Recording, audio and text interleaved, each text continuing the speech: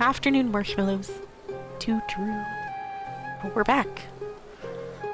Hope you had an excellent Tuesday while we were gone. And tell me about your stories if you want to. I like hearing about what you've all been up to. I have been up to resting. I think we're making progress, though. I've been trying to figure out the best ways to rest. I think I'm doing pretty good. I like to think that I am recovering faster than before. Maybe. So Yay! Hold on, I want to check this. I'm still on the lookout for recipes that have shown up since I last played that I don't have. I just remembered, too, we still have to figure out how to get those daily coupon missions in the prison place. I don't remember the name of it. So that we can get the recipes that are down there, because they didn't let me keep my coupons from doing the story. Or they had me spend them all. I don't remember anymore. Either way, I did real good with my coupons, and I didn't have any coupons to spend after we were done. And I need recipes. I need all of them. I want them. I don't have any new recipes to craft anymore. And that makes me sad. Oh, there's an event going on, too, that we should probably do at some point. Whatever this is, there's a crown, so we probably shouldn't skip it. And this cute little thing, it's cute, I like it, I like plushies. I don't know what this is. This is maybe to give us any talent level, or is this a new one?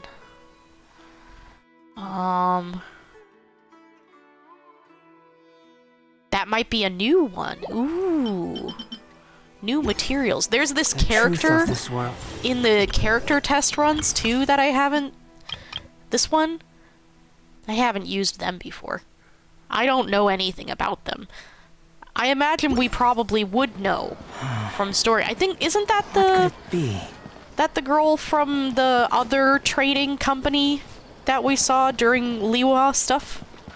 Because she's got the bird hairpin. She's from... Here. This place, this area, right? This one? We still have to explore all of that. We're not done there. We're really far behind. Anyway, speaking of being really far behind, we should continue story. We should continue the story so we can get less far behind. Let's go... I want to go from here, because I'm going to see if I can get that teleport on the way. We've got a lot of good teleports around there, and I want to get the ones that we're missing. What is that? What is that? Is that a... Yeah, a Kukasaur. They're flying around us. Hold on, I want to get these things. I kind of need them. Apparently I don't have a lot of them. And I kind of need them. So let me get them.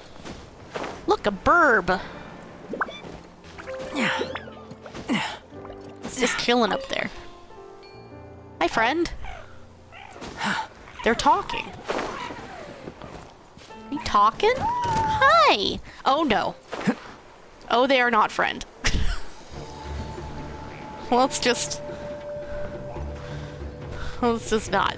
Painted stone challenge. Not right now, my friend. Not right now. I gotta find this teleport. It is in the below me direction. How do the down?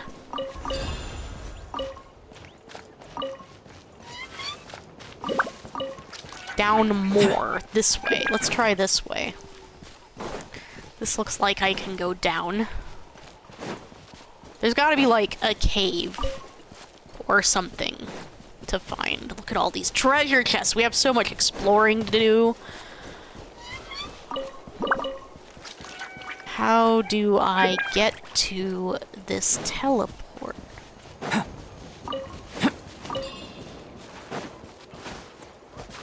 Down here? No. Down here? Whoop, whoop. Yes! Yes. We are good at exploring. That way? Yes. This way. Haha! Yes. Yes. We gain one more teleport. Oh! Is that a boss? Is that a boss? Is it a boss? It is! It's a boss! It's painting. What are you? What are you? Wayward Hermetic Spirit Speaker. Huh. Yeah, sure, let's go. Let's do it. Let's do it. Let's do it. Let's do the thing. Putting yourself to the test. Stabilize. Moments of birth. I will have order.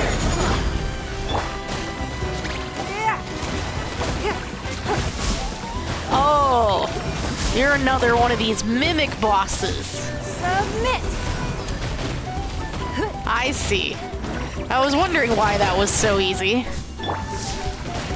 Shower with praise.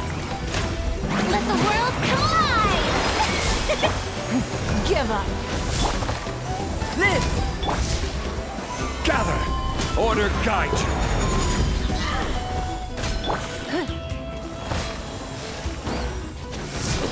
There we go. Stop teleporting around. Stay in one place where I can attack you properly. Your life is mine. Very well. Consider your strength acknowledged. The show begins. Fun. Alright. We heal. Sure. I'm not using my resin on anything else right now. Yeah, that's an alright. We could keep that. If you insist on putting yourself to the test. Oh no. Oh no! Oh no, chat. Whoops. I am not used to things immediately respawning yet. I did not expect her to immediately respawn while I was still standing there.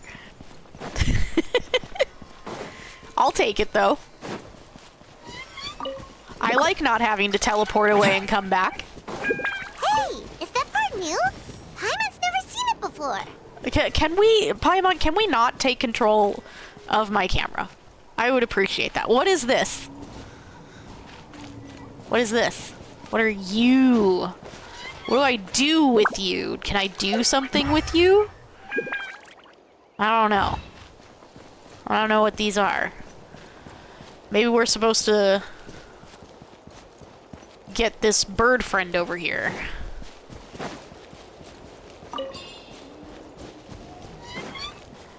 Whoop, whoop. Well, we're getting distracted by exploration things again. I just want to try it. Oh, you're not. I thought that was a thing I could gather.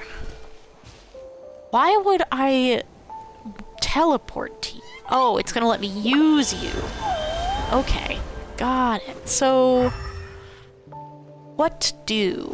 What do? What do?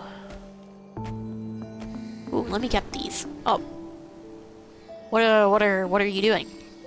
What are you doing? What are you doing? Hello? Something's hiding behind that statue. Did I just accidentally start a quest?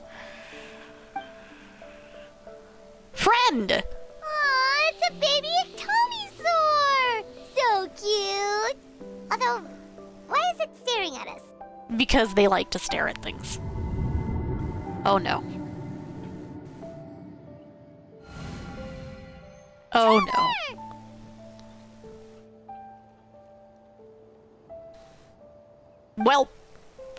We're here now. What is this place? We're trapped in the burb mind.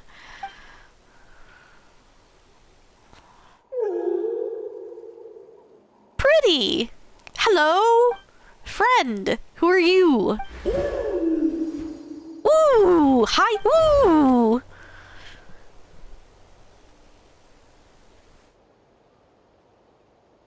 Oh. Oh, okay. Well, bye. How long was Paimon out? Paimon looked Probably with not that that long. baby Tomisaur for like a second. And any idea what happened? Nope. Sorry, guys. I accidentally cut off Paimon. Traveler? Hey, what's wrong? We're being summoned. Look, it's that baby Tomisaur. Seems like it wants us to follow it. Paimon's We're making adventurous friends. side says we have to see where this leads. Yeah, sure.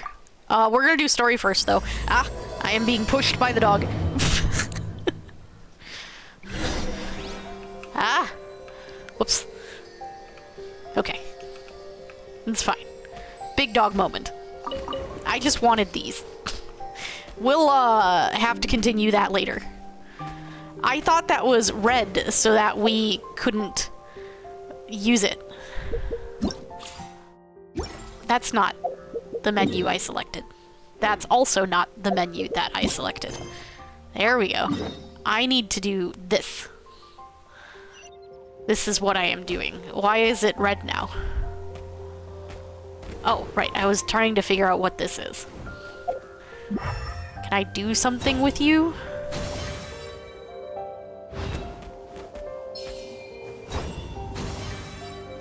Well, what do I use you? No? Wait, I want that. Give it back.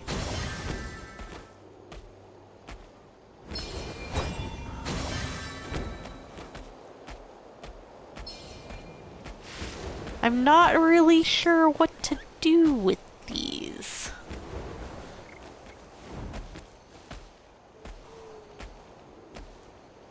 I don't get it.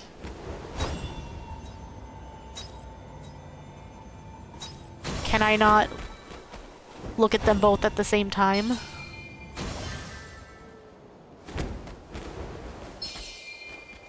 Did that work? I should probably look into how to do these things.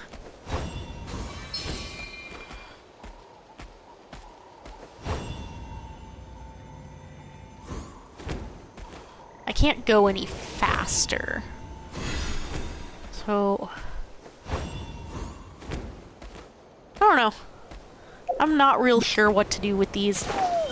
We'll figure it out eventually. Let's continue quest.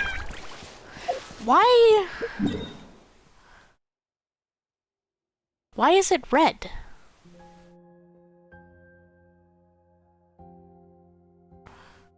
And why is something I'm not doing selected?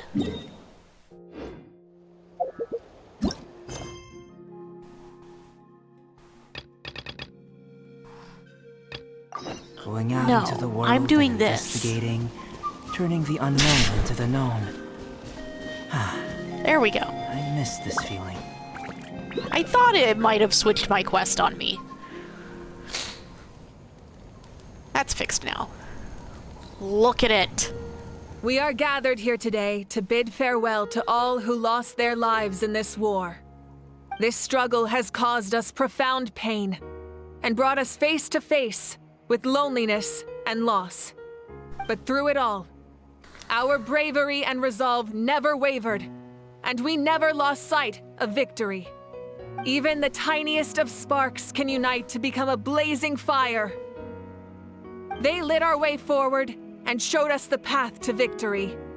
When our homeland is revived and life blooms again, they will return to us with the first rain of spring. It is just as our poem describes. We are the inheritors of memory and legend. Those who grew alongside sun and wind. those who forged our own destiny and future. That is Natlan's fire, the lifeblood of our nation. The fallen are never truly lost to us. We will be reunited one day. And as we create new legends and write new poems in honor of our beloved homeland, they will always be with us. Their deeds immortalized in our memory, and their names immortalized in stone.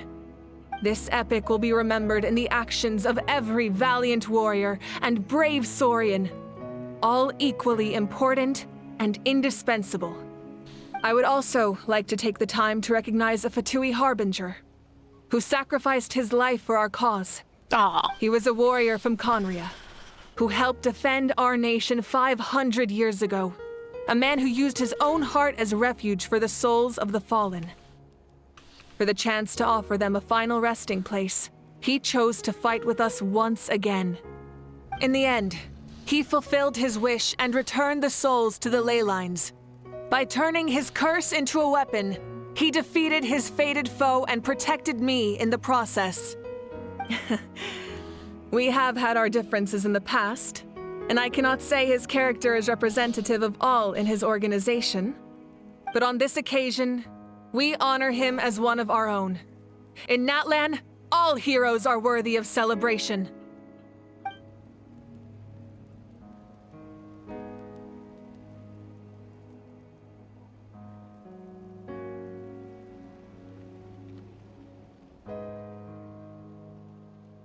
Flowers.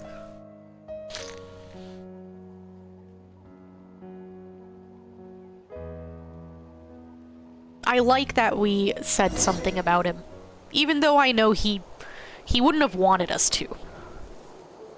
But I'm glad we did. Discuss with people. Okay, who? Everyone? I don't want to talk to you.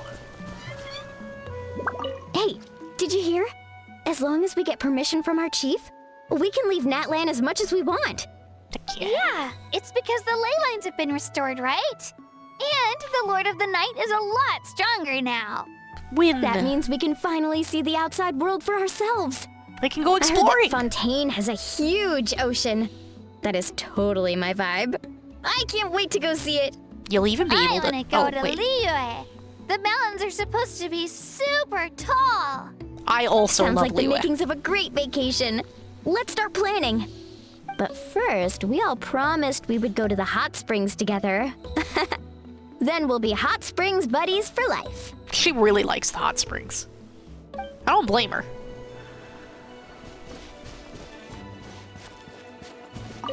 Muscles grow stronger through periods of strain, and people work the same way. Even though the crisis is over, we will still band together for the sake of a new future. Oh, and you should really come to the Collective of Plenty sometime. Especially you, Paimon. Your nutrition plan is already set. The game really... So you can help Paimon get stronger, right? The game really wants us to go finish exploring. If something like this happens again, Paimon wants to fight by the Traveler's side. Of course. No. You've got serious potential. No, thank you. No, no. No. No. No. No, thank you. Hello? After you got back, you mentioned you saw Koichi in the Night Kingdom. So, she helped you then? Yes. She brought a bunch of friends. She brought a lot of Saurians and helped get through a tricky part of the Night Kingdom. Friends! Good. I'm sure that made her happy. There's still time to see her in your dreams. It's all right. I don't think she's going to come see me. She's probably sick of nagging her older sister. Still, thank you for telling me. Natlan has a bright future because of you. And I have a chance to make up for my regrets.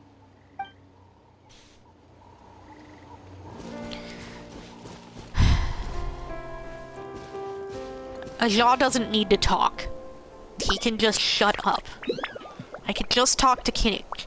Strange. Why Does no one praise the deeds of the Almighty Dragon Lord? Cool how? Because you Does have no none. one care about my heroism? No. A great hero such as myself, forced to remain nameless. Ignorant fools. Ugh. Fine. I guess you helped out. Good job. Don't encourage him! Well. A compliment. After all these years, it's about time you knew your place, lowly servant. Ugh. Hey! Why are you glaring at me? Oof. Because you deserve it. I hate this job. Granny! My teacher once said the weight of fate is decided by the one who has to bear it. You helped Natlan overcome a cruel fate. From now on, Oh we no, will I'm in the way. always be there to help you. Now, we just need to see where your fate, no, our fate, leads us. Our fate? She acknowledges that I am grandpa to our grandson. That's what I choose to believe. Grandson! Favorite grandson. Good grandson. Proud of you, grandson. When Guthred's soul possessed my body, all I saw was a dark abyss. The captain carried countless souls within him. It must have taken so much strength to live like that for hundreds of years. For us, his death is something sad. But for him, maybe it finally allowed him to be at peace. I'm sure it did. Oh. Okay, we gotta... Oh, nope. I didn't get to talk to Our everyone. hero's here. Is there something you want to discuss? Oh, is this part of the talking? About the stances of the heavenly principles and the shades. The forces of the Abyss have always sought to corrode Tevat. The ley lines were created by the heavenly principles, and it's only with their protection that Tevat is able to nurture all forms of life. If the Abyss had free reign, this world would become a living hell. We saw that for ourselves. Any attempt by humanity to harness the power of the Abyss is met with swift punishment. The heavenly principles and the shades show no mercy in that regard. That unyielding approach is also the source of great sorrow and hatred. The situation goes beyond a simple discussion of right versus wrong. Perhaps the truth will reveal itself during your future adventures. Oh, nice. We're not repeating through the first line every time this time. I appreciate that. About the Ode of Resurrection somehow taking effect before victory. Oh, isn't it obvious? No. The Ode of Resurrection didn't take effect at all. Your own strength is what allowed you to keep fighting, as well as the moral support from everyone in Natlan. I think I'm missing something. Moral support is also an important, if underappreciated, effect of the Ode of Resurrection. About Natlan's Gnosis. Actually, yeah, good question. What happened? 'Cause do you still have it? He's kind of dead to be able to take it to the... Who is it? Tsaritsa? I don't remember. The captain's subordinates sent us a letter he left behind. After our duel at the stadium, he asked Tsaritsa to remove him from the responsibility of obtaining the Gnosis, and his request was granted. I see. The captain respected the outcome of that match and refused to violate his principles. But since this is the final Gnosis, I doubt that Tsaritsa will let the situation stand. Perhaps a replacement Harbinger will be sent here soon. I'll make sure to be prepared. Goody. About the next stop on my journey. A direct conflict with the Fatui is unavoidable the moment you step foot in Snezhnaya. So make sure you're ready for any scenario. On a related note, I've acquired some new intel about the fragment that suddenly appeared in the sky. Oh? Such fragments are known as Ancient Moon's remnants, relics of secret source technology from the era of the Ancient Dragons. Coincidentally, a small squad of Fatui infiltrated our borders around the same time it appeared. Our investigation revealed them to be the subordinates of the Doctor. Their stronghold is in Nod Krai, a land with a long history not far from Snezhnaya. The people there can use a very special power. It's said that this mysterious power predates even the 7 elements of Tevat. Ancient Moon's remnants, the Doctor, a mysterious power. The project that connects all 3 must be ambitious indeed. About the tribe my ancient name will belong to. Ooh, actually, good question. Also, I seem somewhat long-lived. So, is anybody even gonna be able to get my ancient name? Huh? Tribe? Oh, you're thinking along the lines of how the names of the 6 heroes were inherited. In truth, apart from a few ancient names associated with a certain tribal culture or tradition, most ancient names can be inherited by anyone. Your name likely falls under that category. The Wyatt will select someone who shares your character and name them as your successor. Of course, that won't happen for a very long time. Yeah, I imagine. Hold on. The long journey of the Pyro Archon has now come to an end. Together, we overcame darkness and death to accomplish something truly remarkable. As we celebrate your glory, allow me to thank you once again. This time, just as Mawika. Thank you for the respect, understanding, and support every step of the way. You're welcome. It was my honor. An honor we share. You can keep chatting with your friends nearby. I think I'll stay here for now and watch over them. Alright, let's see if we can get over here without accidentally triggering the scene. The stories of heroes will continue to be passed down from generation to generation. If Natlan faces a crisis again, I'm sure people will look to our story as a source of hope. We've earned our place in history. That's pretty surreal, don't you think? Alright, that's all of them. Oh. Oh no. There we go. Game was doing some stuff for a second there, I guess.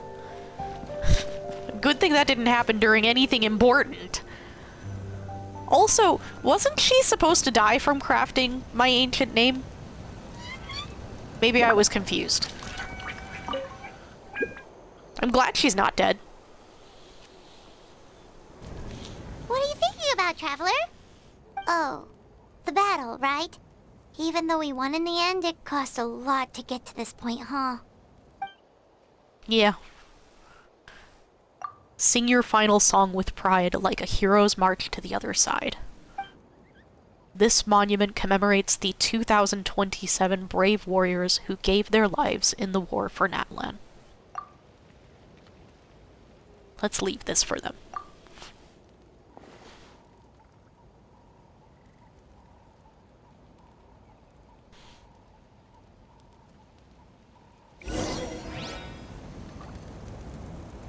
Stone Stelly Records. Oh, this is a domain now? Okay. That's interesting. Alright. Embark on new adventures. So is this the next... No, we're still here. Maybe next area after that, though. Also, apparently I have a reputation reward somewhere. I can't tell where. Maybe it's here? Can I collect reputation rewards here already? Who knows? Let's go continue our stuff.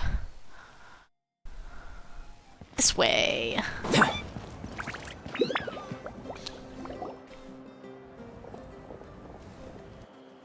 Children. Story! Story! I want to hear a story! Oh, I love story time. Oh, right. Come on! Tell us! Gotta turn the autoplay back on. Well, You kids don't miss a beat, do you? They understand the value of story time. All right. You can be the first audience for this new tale. Let me know what you think.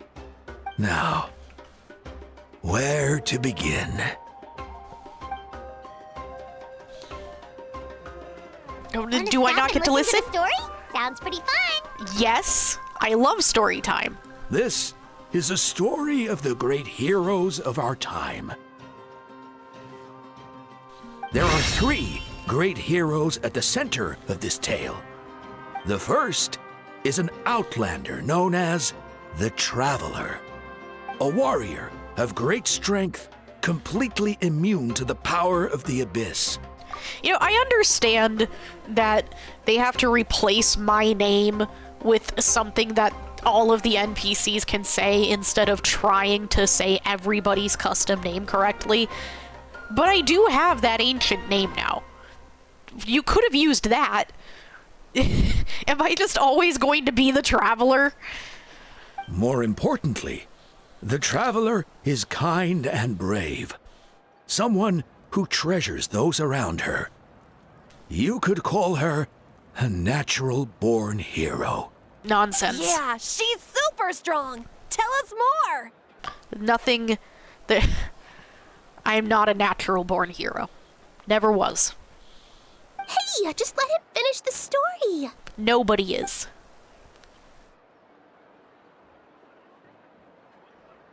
The man telling the story keeps looking this way, Traveler. Paimon thinks he recognizes you. Huh. I wonder why. I think everybody knows who I am. I'm kind of a big deal here. We've really made a name for ourselves in Natlan. The second hero is also an outlander. Many years ago, he forged a connection with this land and used his body as a vessel for the souls of his fallen comrades. His goal was to give them a home and, with that, a chance to be reborn into this world. The third hero is none other than our current Archon, Mawika. Not only is she a powerful and respected figure, but she also commands the power of the Ode of Resurrection, which can bring people back from the dead. With the support of 6 heroes from 500 years ago, she united Natlan against a dangerous foe. Now, this story truly begins with the arrival of the Traveler in Natlan.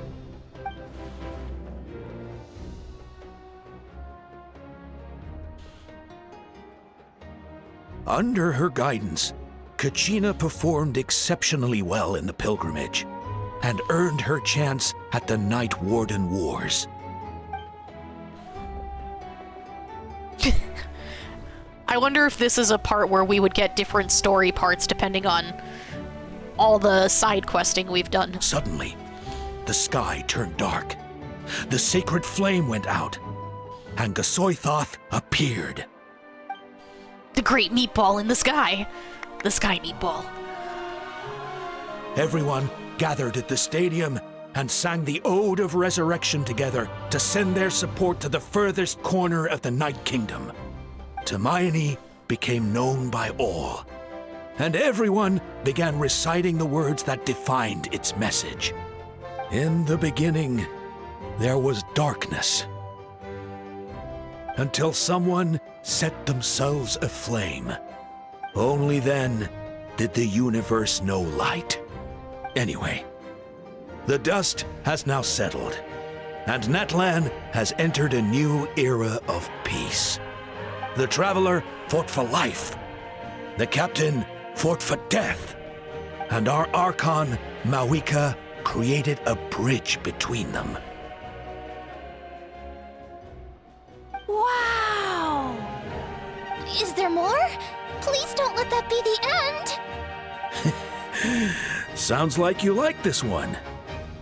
Tell you what, give me some time and I'll write it all out in even greater detail. I loved it! This is the best story ever! best story ever. And Tumaini is the coolest ancient name. I get to be Tumaini today, okay, guys?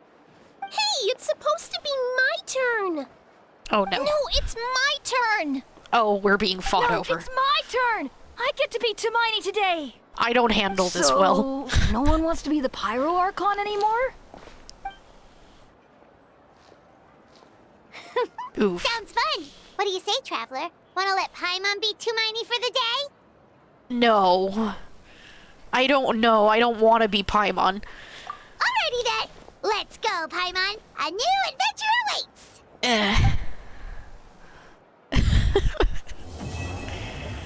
We did it! We did it!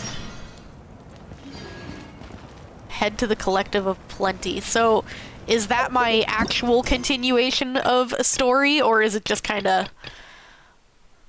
I think it's just... some random side questing we can still do here, I'm guessing. What? No, no. Child, do not. There is a cat. Oh, this was the boss we found. Summons identical radiant reflections and hides amongst them. Destroy all the reflections to reveal and weaken the real body. Ictomosaurs and Masters of the Nightwind characters can hold their aim over radiant reflections to pause their movement for a short time. Interesting. All mechanics that I'm sure will be very useful. Why are you still exclamation point at me? Can I...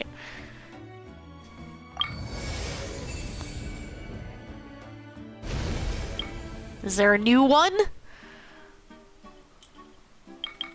Oh. Oh, neat. What's this do? Ah. It's all the things they said about me. Where's everyone else? I guess I have to finish the other side quests. Maybe we'll get them later. What of you? How about a... No. There we go. Alright. Paralogism. That's the next so I one. can sketch this beautiful... This one. Ooh. Okay, so I say we keep doing the main story so that we can get caught up with that. And then we can go back and do side questing stuff.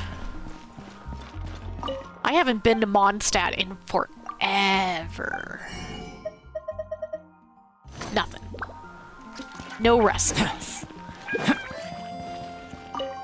Anything new here? Yes! Yes! New recipes! New recipes, chat! Oh, I'm so excited. Oh, we gotta check the tavern over here. Hold on. We gotta check over here. To see if there's any new ones here, too. And we're not going to accidentally select the poster or the bard, who is not there. Do you have new recipes? No. Okay.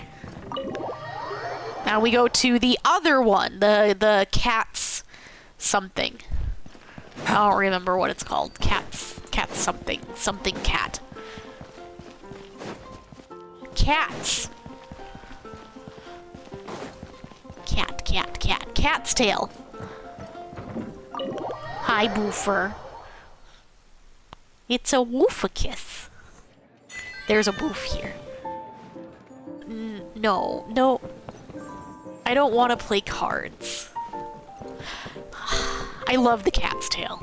Oh, the cute kitty cats. I love the cats. Look at how cute it is. Can we go upstairs? Whoop, whoop. We can go upstairs. There's nothing up here. Much disappointed. And we can go in here still? Yes. Look at it. I love that. I love that, and I want one. And this. There's so many cute things. Alright, out we go. No. I do not want to play the game. I just wanted to look for recipes. You probably don't have anything for me. No. What was that other option you had further down, though? Special souvenirs. Oh. Old stuff. Alright. We continue. This music is just so nostalgic now. It's just nostalgia. Beginning of the game. So long ago now. Alright, what is this?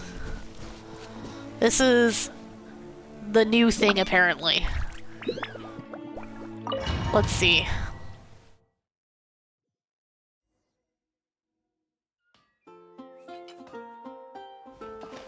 Wow! The city is all decked out! Oh, it's beautiful! It's very pretty. Festival season means no commissions, which means no Mora. I have plenty. Catherine's always looking out for us, so we should still drop by and say hello. Sure. I am not hurting for money. Greetings, traveler. Paimon. Hello. Hey, Catherine! Still doing the whole no commissions during Windbloom thing? In general, yes. The people of Mondstadt don't delegate their work to others this time of year. But... But? Feel free to take a look around. I think you'll pick up on something unusual. Oh? Take a look around, huh?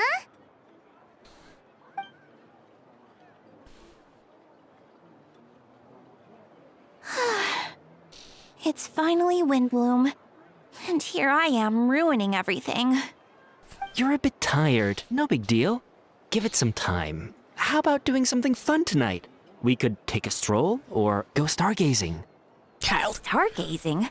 Like we'll There's find a a cat. spot. You Please. know people No, start come on. reserving places on Star Snatch Please Cliff do the not. moment the sun goes down. No. Sorry, I'm just not in the mood. I should go. Whoa! Something's off with Beatrice. She would never give up a chance to talk to Quinn. This is weird. Oh, you're leaving? I can walk you home. No, it's okay. Thank you. I just need some time to myself. Besides, there's still something I need to do. She trying to make a surprise? The truth is, Quinn, not long ago, What is it? Is there something wrong? Never mind. It's nothing. Actually, Quinn, I think we should stop seeing each other for now. Why? Huh? Wait, are you saying we can't be friends anymore? I thought we were best friends. Did you see that? Beatrice ran off without looking back. Oh, we go adventuring in other nations for a bit, and one of Mondstadt's best friendship stories is already over? Maybe they're just working out the kinks. So, is this what you meant by unusual, Catherine? This is just one example. Beatrice has been feeling down for days. But that's not all. Aw. It's the honorary knight in Paimon. Everyone's down? Something wrong? You don't look so good. I know a knight should be stronger than this. But I haven't been feeling right lately. I just can't focus. I started sleepwalking out of nowhere. Sometimes I'd even wake up in the middle of the night standing in a random location outside. You should see a doctor. Yes. I did, but all the tests came back normal. The doctor said I'm fine. Huh. Yeah, I even consulted Miss Barbara at the church, but her conclusion was the same. In any case, she was kind enough to pray to Lord Barbados for me to get better. Is it because I saw something I wasn't meant to see? Like? Sorry, this is for me to figure out. It is Windbloom after all. Anyway, I have patrol to finish. Until next time, you two. Would you like to explain the thing that you saw that you think you weren't supposed to? Is it something in the air, maybe? It appears Miss Donna is also out of sorts. Oh, where can I find a truly fascinating man? Oh, jeez. Wait, but Donna is the one who has a huge crush on D-Luke, right? That's what I thought too. But she seems to have changed her mind. D-Luke has a admirer? Is that Captain Kaya? Huh. Now that I look at him, he's exactly my type. How come I never felt this way before? Oh, no.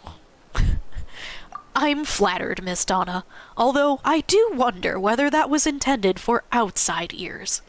Oh, no. Of course not. I'm sorry, Captain. Just pretend I didn't say anything. And, have a happy Windbloom. Oh. I intend to, my dear. But first a question, if you don't mind. Why the sudden change of heart? I was under the impression Master DeLuke was the object of your affections. Good question, Kaya. Trying to mimic Kaya voice. So, you knew about that? Well, Master D-Luke came into the city not too long ago, but when I saw him, it was like the butterflies just weren't there anymore. If I had to compare it to something, it would be like waking up and realizing you're married to a man you don't love. But then I saw you. And it wasn't that something was different about you. I can't really explain it. It was just a feeling.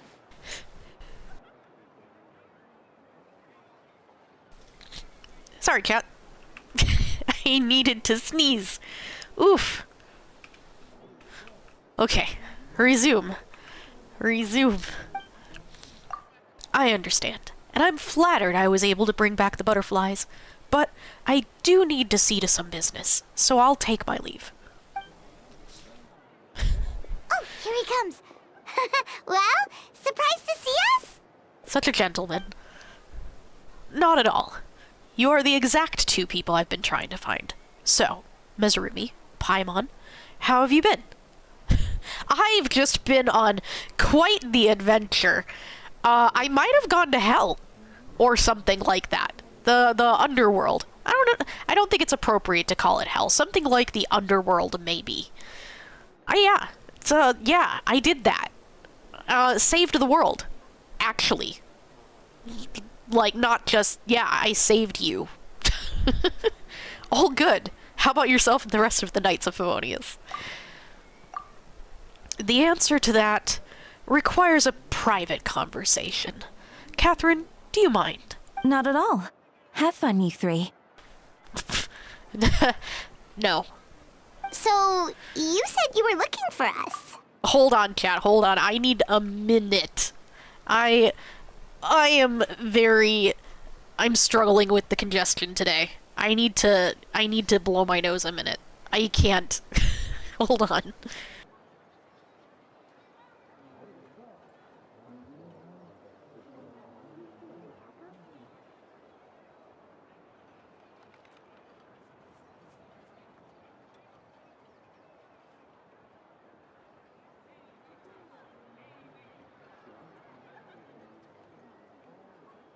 Okay. Alright. That's better. I still can't breathe that well, but that's better. Yes. Jean sent me to find you when she heard you were back in Mondstadt. But let's discuss the finer details back at headquarters. I have no idea what this quest is. We're gonna find out. Knights of Favonius headquarters. Oh, let's, while we're here, I doubt we have any treasures to find here, but let's just equip that so we can check it every once in a while. Oh, we're not allowed to check it? Not currently in Mondstadt. But... okay. I'm a little confused. Is this because we're in focused story mode or something? Whatever the story mode it said we had to resume to do this?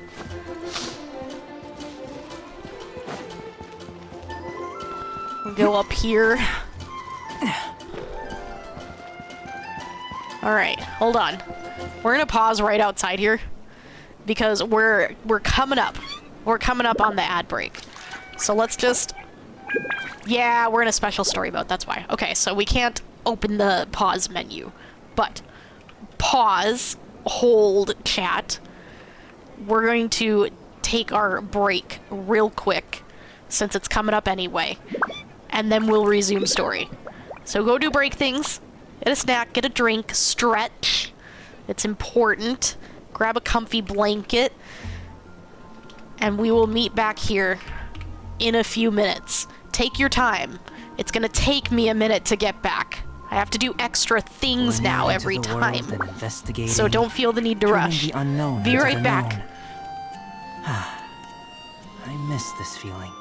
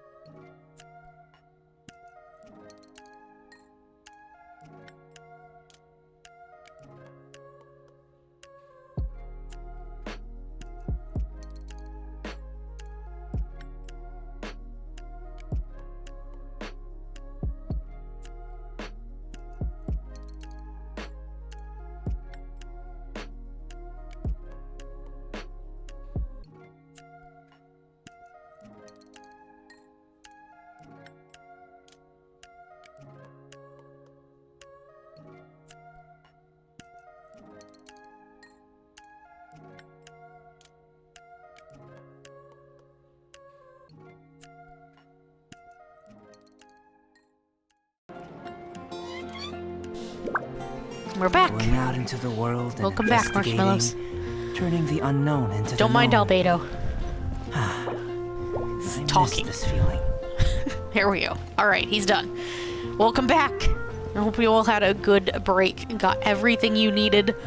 Let's resume the story. We continue.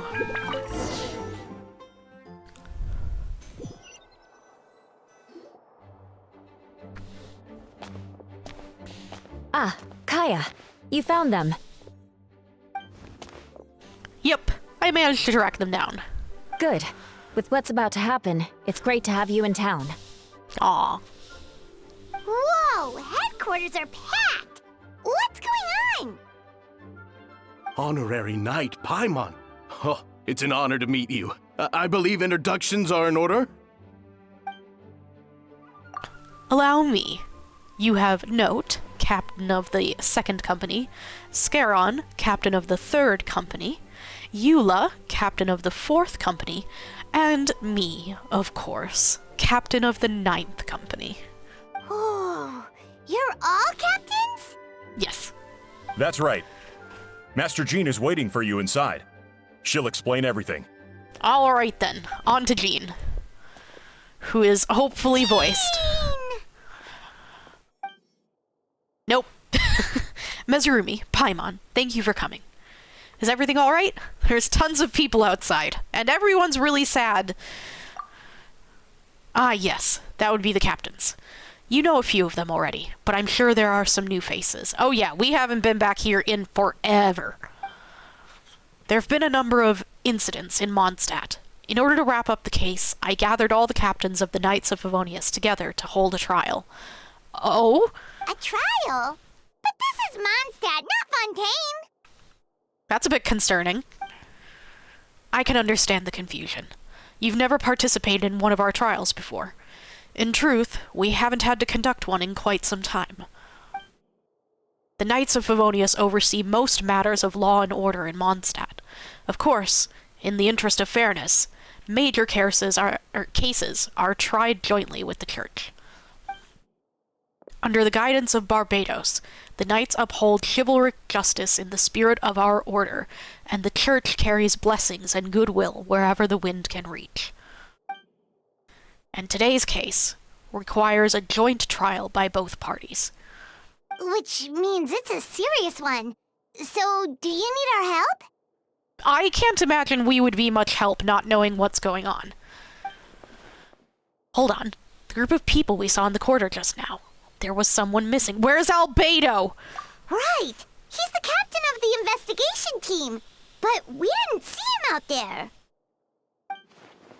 A keen observation, Mezarumi. That happens to be exactly why I called you here. Oh? In the upcoming trial against Whoa! Whoa! Whoa! Hold! What? Whoa! Hold! Hold the fuck on! Albedo? Why? What? Why? Why? I have questions. We will do our utmost to understand the facts of this case and deliver a fair and impartial verdict. You better!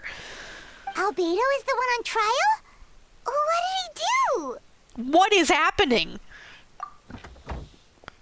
Jean, it's time. Hello, Sarah. Hi, Dork, I heard you chirping. You want to come sit? We're gonna have story time. There's a Dork here. Understood. Mezarumi, Paimon, come with me. No, I don't know if I want to be part of this anymore. I do want the information, but I don't know if I want to be part of this. I'm biased.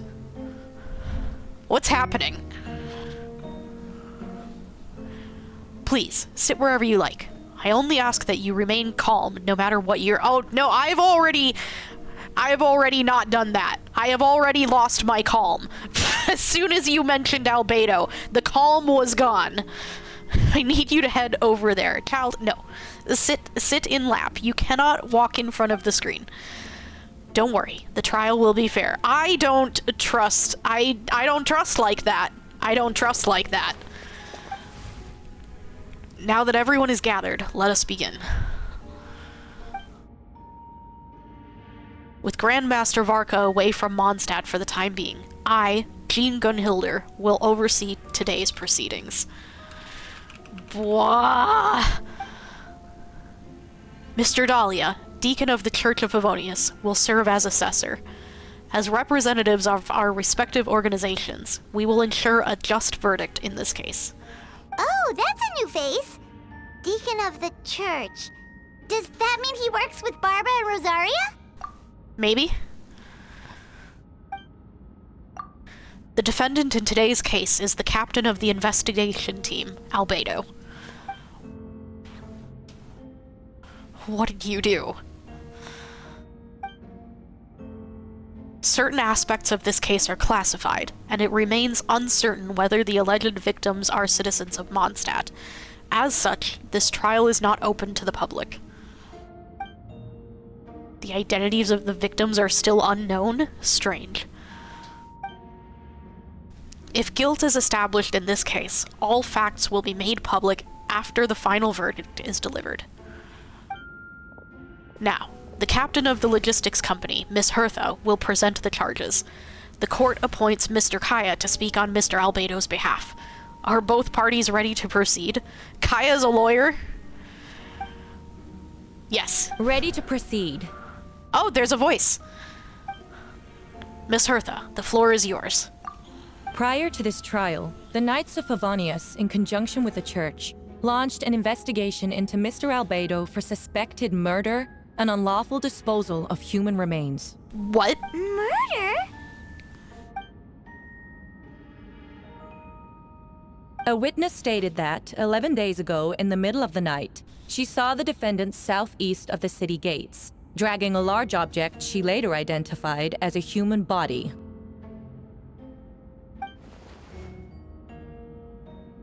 No. There's no way! Yeah, no. We now call that witness to the stand. Beatrice, please tell us what you saw.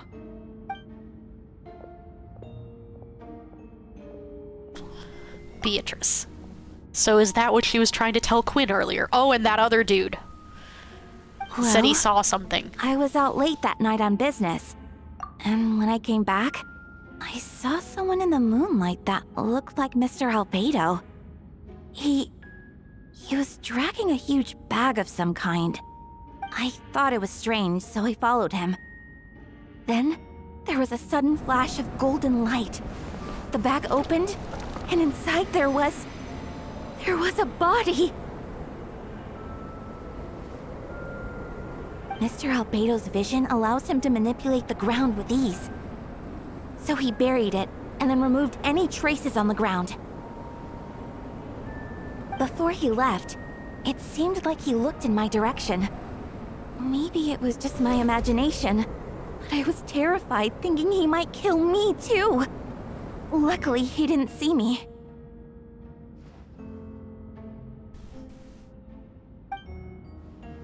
Oh. I now turn to the defendant. Describe your whereabouts that night. I was working in my office on the second floor of the Knights of Favonius headquarters. That's right. The next day, the defendant submitted his latest environmental report on the Dragonspine region. Considering the length of the text, it must have taken a considerable amount of time to finish. Can anyone attest to the fact that the defendant was working in his office that night?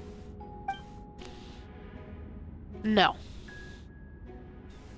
Then the length of the report is not a sufficient alibi.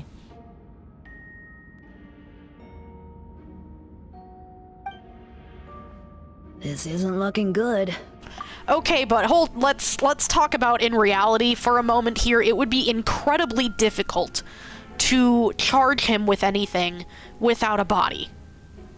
Like, incredibly so. So, where's the body? If the crime did occur as you described, then what about the body? Thank you! You mentioned the joint investigation. Well, was the body recovered? Not yet. In other words, You dug up the location Miss Beatrice described and found nothing. You don't find that suspicious. I know what I saw. I'm telling the truth, Miss Hertha, I swear. Also, didn't you say that speaking out would help protect the people of Mondstadt? Otherwise, I'd never put myself out here like this. You're doing the right thing. Besides, the investigation wasn't fruitless. A single man's shoe and a torn piece of fabric were found in the bushes near the crime scene. That means nothing. The same location the witness described. If no crime occurred, then is all this just a coincidence? You don't have a body. And the things you found in the bushes aren't necessarily connected to the quote-unquote body either, because whatever happened to this supposed body didn't happen there. The body was dragged there. So somebody could have just lost a shoe when they tripped into the bushes and tore a piece of fabric on it. You can't prove that they're connected. And yet, no victim has been identified, correct? It's true. No one has been reported missing. However, Miss Beatrice harbors no ill will toward the defendant. Her testimony clearly points to a crime, and she has no reason to lie. She could be mistaken. Does the defendant wish to say anything in response? He should probably say nothing. You may believe otherwise, Miss Hertha, but I did not kill a single person. As a knight and the captain of the investigation team, I have a duty to protect Mondstadt and its people. You accuse me of murder, but there's no body. Or motive. The defendant raises an important point. Motive. Yet, I must be frank, not all murders are premeditated. Spontaneous conflict can also have unforeseen consequences. You've already lost this court fight. You have nothing. You've already lost. Why are we even here? Nevertheless, I don't intend to prosecute this case on circumstantial evidence alone. Which brings me to the second charge against Mr. Albedo. Second charge? More bullshit? Please proceed. 7 days ago, at dawn, a witness saw the defendant dispose of the body of an adult male in the area between Dragonspine and Dawn Winery. I now call the second witness to the stand. Wait, that's... Diluc... Oh, really? Please tell the court what you saw. At around 3:40 in the morning, I saw Mr. Albedo dispose of a body beneath a cliff. It was dark, but he used the power of Geo to illuminate his surroundings. From what I could tell, it looked like the body of an adult male. Tall and thin, but I couldn't make out the age. He buried the body underneath the cliff and smoothed out the ground to remove any traces. Albedo! Are you experimenting with, homunculi? We now have accounts from 2 separate witnesses that describe the same modus operandi. Would you call that a coincidence?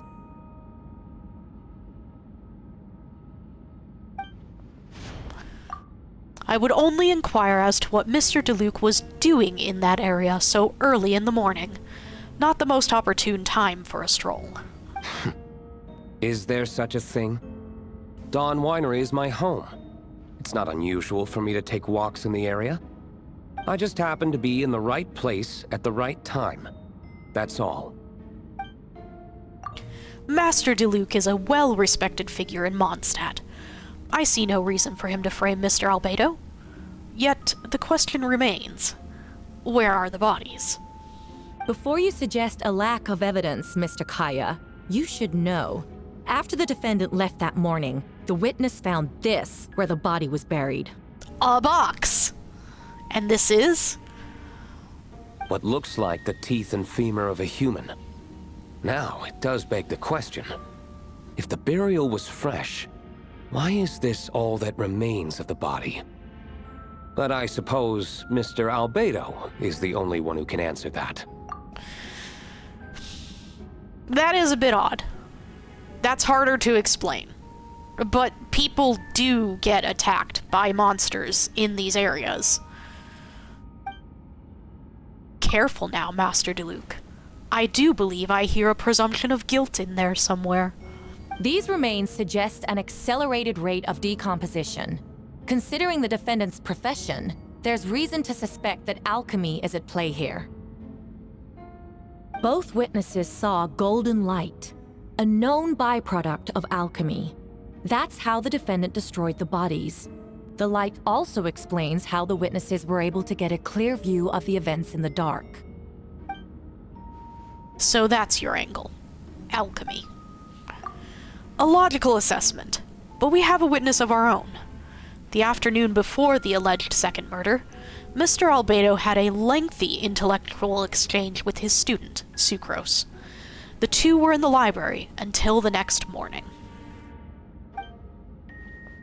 Why did the discussion last so long? Oh, they were probably doing some experiment. Probably with, What are the things that Sucrose likes to do experiments with? Those flowers. Whopper flowers? Sweet flowers. Sweet flowers. Miss Sucrose was presenting the results of her research. She noticed some flaws in the data and insisted on reviewing her calculations until the next morning, with Mr. Albedo present. That's right. We were in the library together. You're certain Mr. Albedo was present the whole time? Yes, and I know Mr. Albedo would never kill someone. He could never be that cruel. Nevertheless, the other witnesses have no reason to lie. Tell me, Miss Sucrose, that meeting in the library, were you awake the whole time? Sounds like a considerable duration to go without sleep. Oh, she does take I do naps. hope you can be truthful with us. It concerns the safety of countless Mondstadt citizens. A crime like this cannot go unpunished.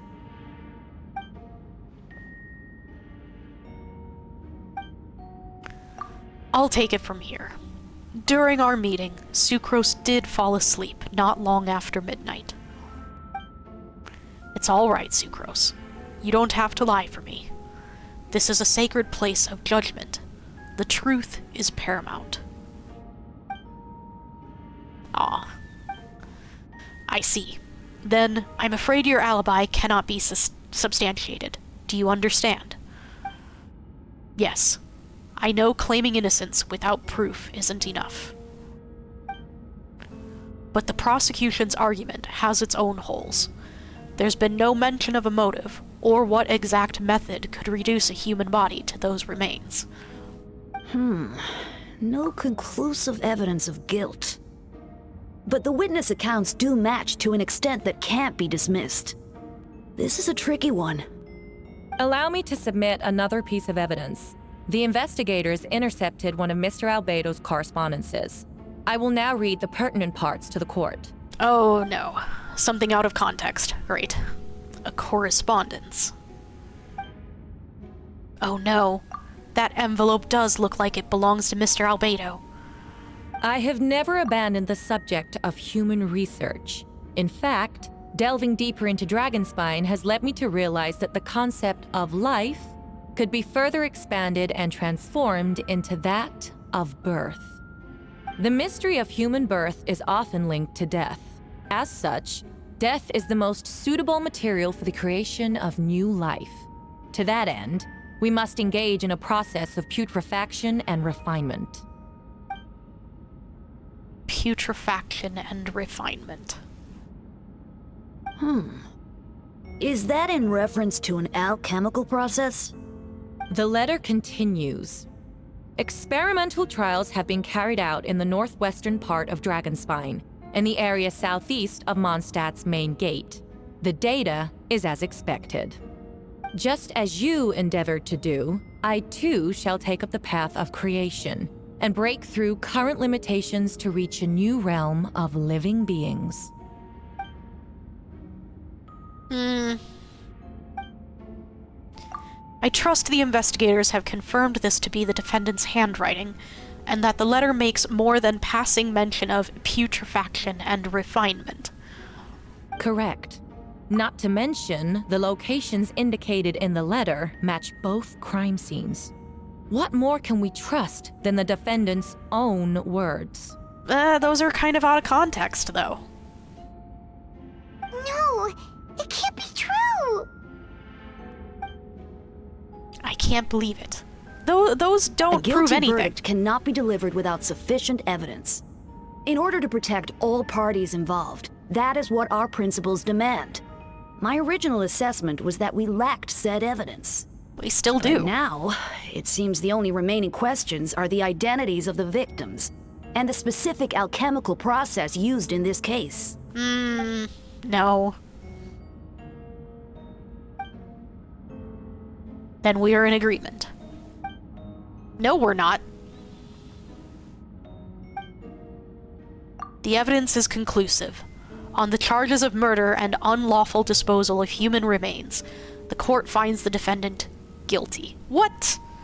That's nothing. That's nothing. What?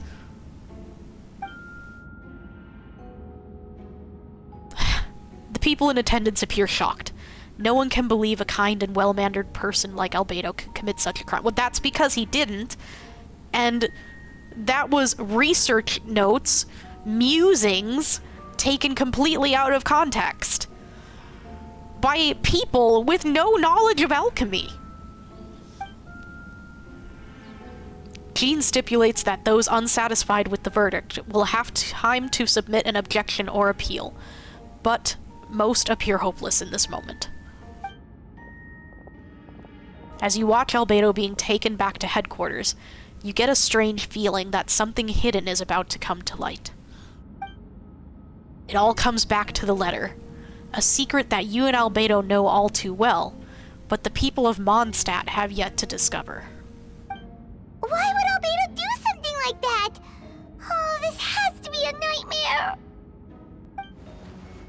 Albedo told me his secret once, that he was a synthetic human created through alchemy. Could that have something to do with this case? Yeah. But what? Following in Rindotter's footsteps just because he's an alchemical creation? That would only make him more suspicious.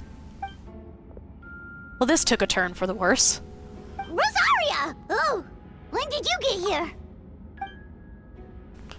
I've been here the whole time. I happen to have a message to pass along. For us? Yes. You're needed at Starsnatch Cliff. He's waiting for you there. Who's he? We're playing the pronouns game? Who is he?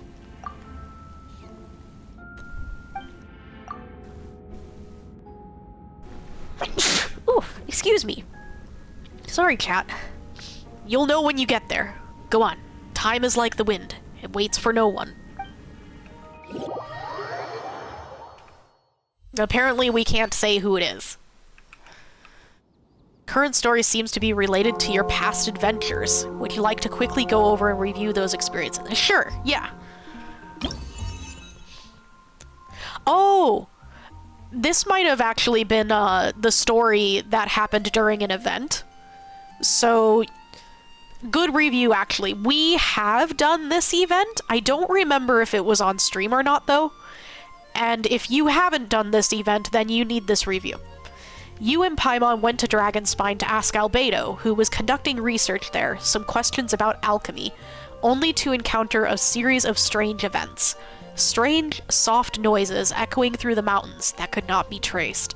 The ransacking and theft of alchemical notes at the campsite. Albedo disappearing after a chat outside a cave, but having no memory of the incident. At the same time, Eula encountered Albedo elsewhere on the mountain, attempting to lead a child away, and he attacked Eula upon being discovered. You were able to confirm the presence of a mysterious figure impersonating Albedo. A running battle ensued, ambushing and being ambushed, hunting and being hunted. In the end, Albedo eliminated the giant mutant Whopperflower posing as him. Yet there were more than 2 people wearing that face on the mountain.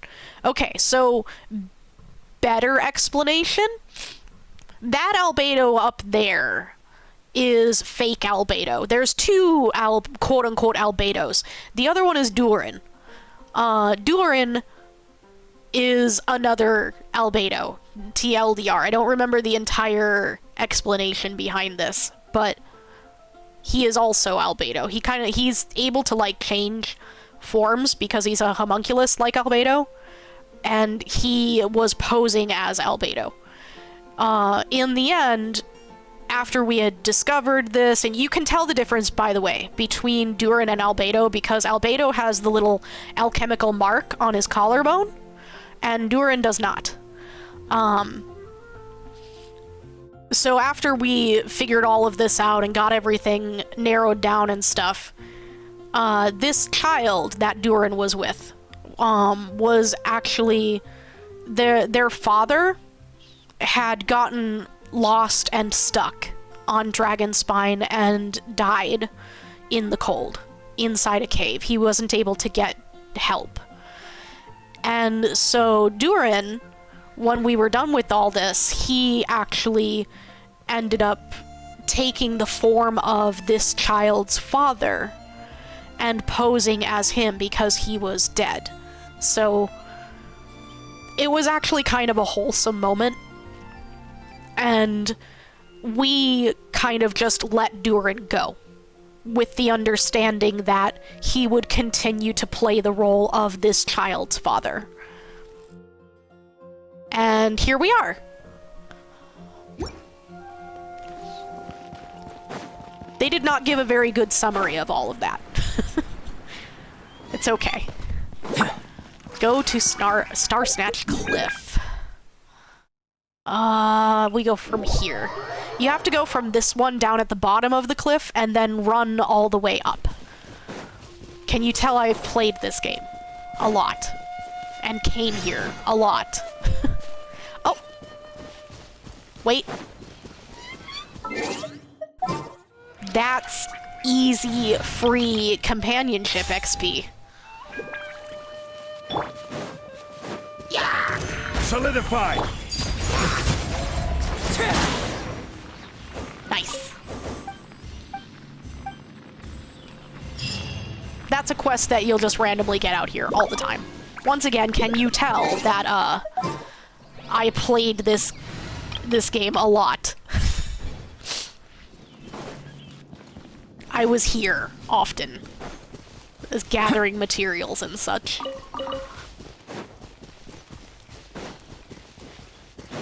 Gotta start keeping an Anemo person in my party so we can get the, those things. Over there.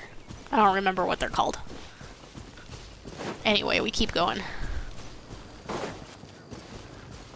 Random exploding barrel. Make sure we've exploded this before. There. Pinecone. We use those to make puppy paw hash browns. They're one of my favorite healing items. If you use Razor to make them, it's the regular, what is it, like Mondstadt hash browns or something, but you use Razor, and sometimes Razor will make the special puppy paw hash browns. We might have some. Hold on, I'll show you. These ones. Puppy paw hash brown. You make the Mondstadt hash brown with Razor, and you get puppy paws.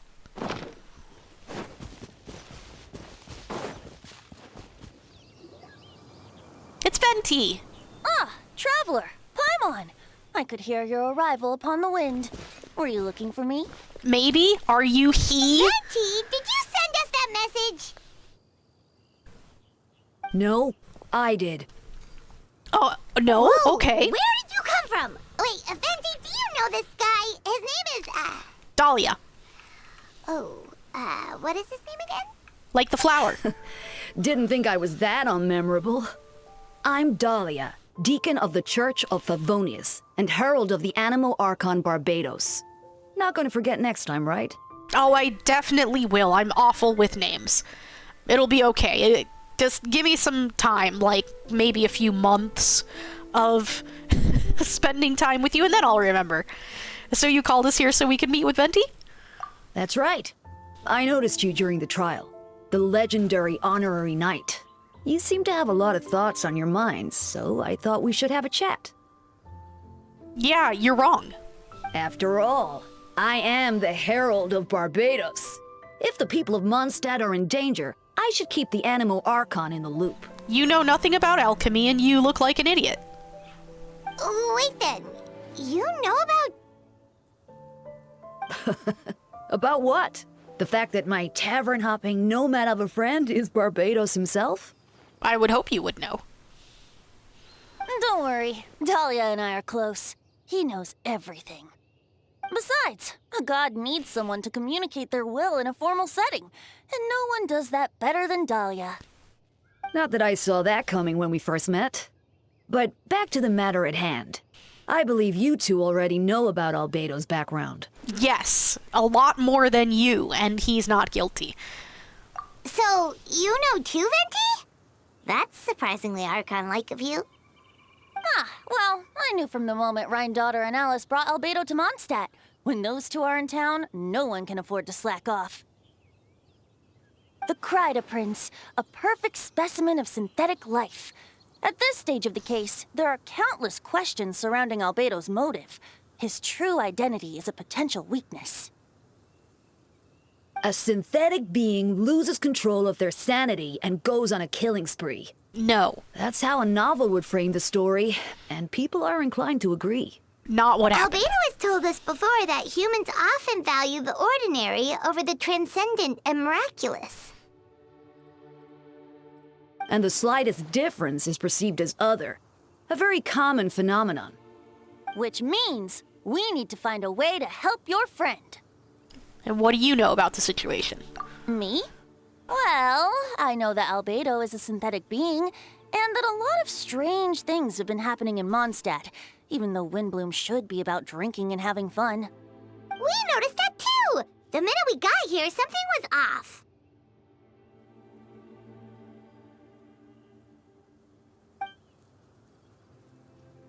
Share our observations. I've picked up on most of those too. Miles is out of sorts. Beatrice seems anxious. Although I didn't know Donna stopped being interested in Master Diluc. We need to go talk to Miles. When no love remains for the songs to tell, the world becomes naught but an empty shell. Oh, they actually have him singing. Fate, cruel it may be, were it not for a hero who could set us all free. Nice. What are you getting at, Tone Deaf Bard? Oh, just making a comment. There are always unavoidable trials in life. At least, that's what Barbados would say. A certain You are someone Barbados. is going to need to overcome a trial like that. In such cases, even the Seven know better than to tamper with fate. If only there was a brave soul willing to aid their friend in his time of need. Should he meet a terrible fate, all of Mondstadt could be worse for it. I'm a brave soul. I'm brave. If you wanted our help, you could have just asked, you know. Well, even if Albedo wasn't at the center of this case, protecting Mondstadt is part of being an honorary knight, right? You'll still have help, of course, which is why I prepared a little surprise. Oh, no. Behold! Ooh! Paimon remembers that Jumpy Dumpty! Oh, friend! Don't worry. I removed the fuse, so it's not going to explode. Say hello to the Dodo communication device. I love it. So, this thing belongs to you now? No, it belongs to me. It's mine now. We're old pals. Don't think she'd care if I borrowed it for a few days.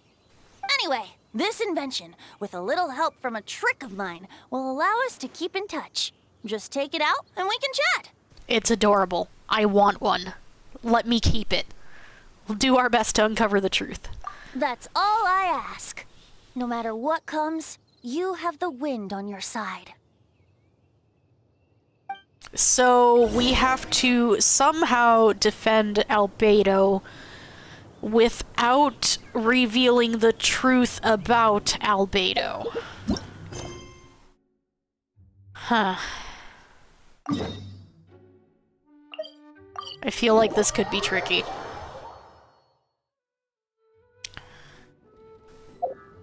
What? What? Just... okay. Look, let's...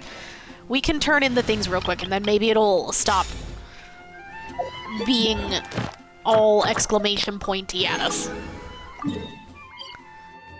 Yeah, sure. We'll just go to Catherine and turn them in.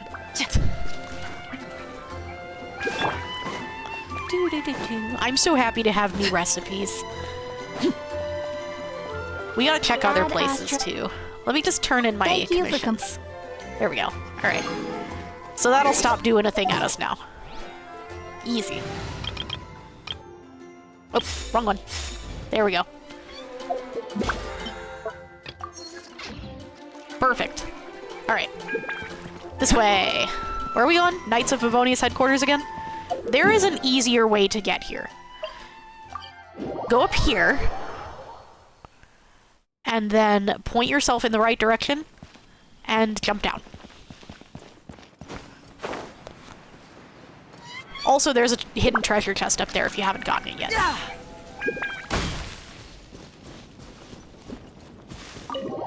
Return! Continue.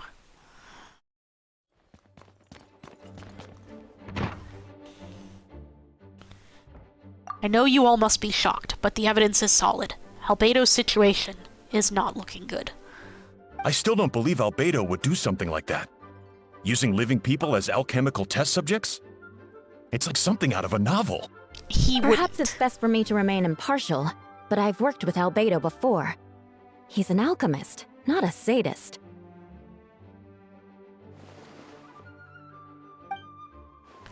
This version of events is as hard for me to accept as anyone. But Varka once said Albedo is very different from the rest of us. Perhaps there are things we still need to learn about him.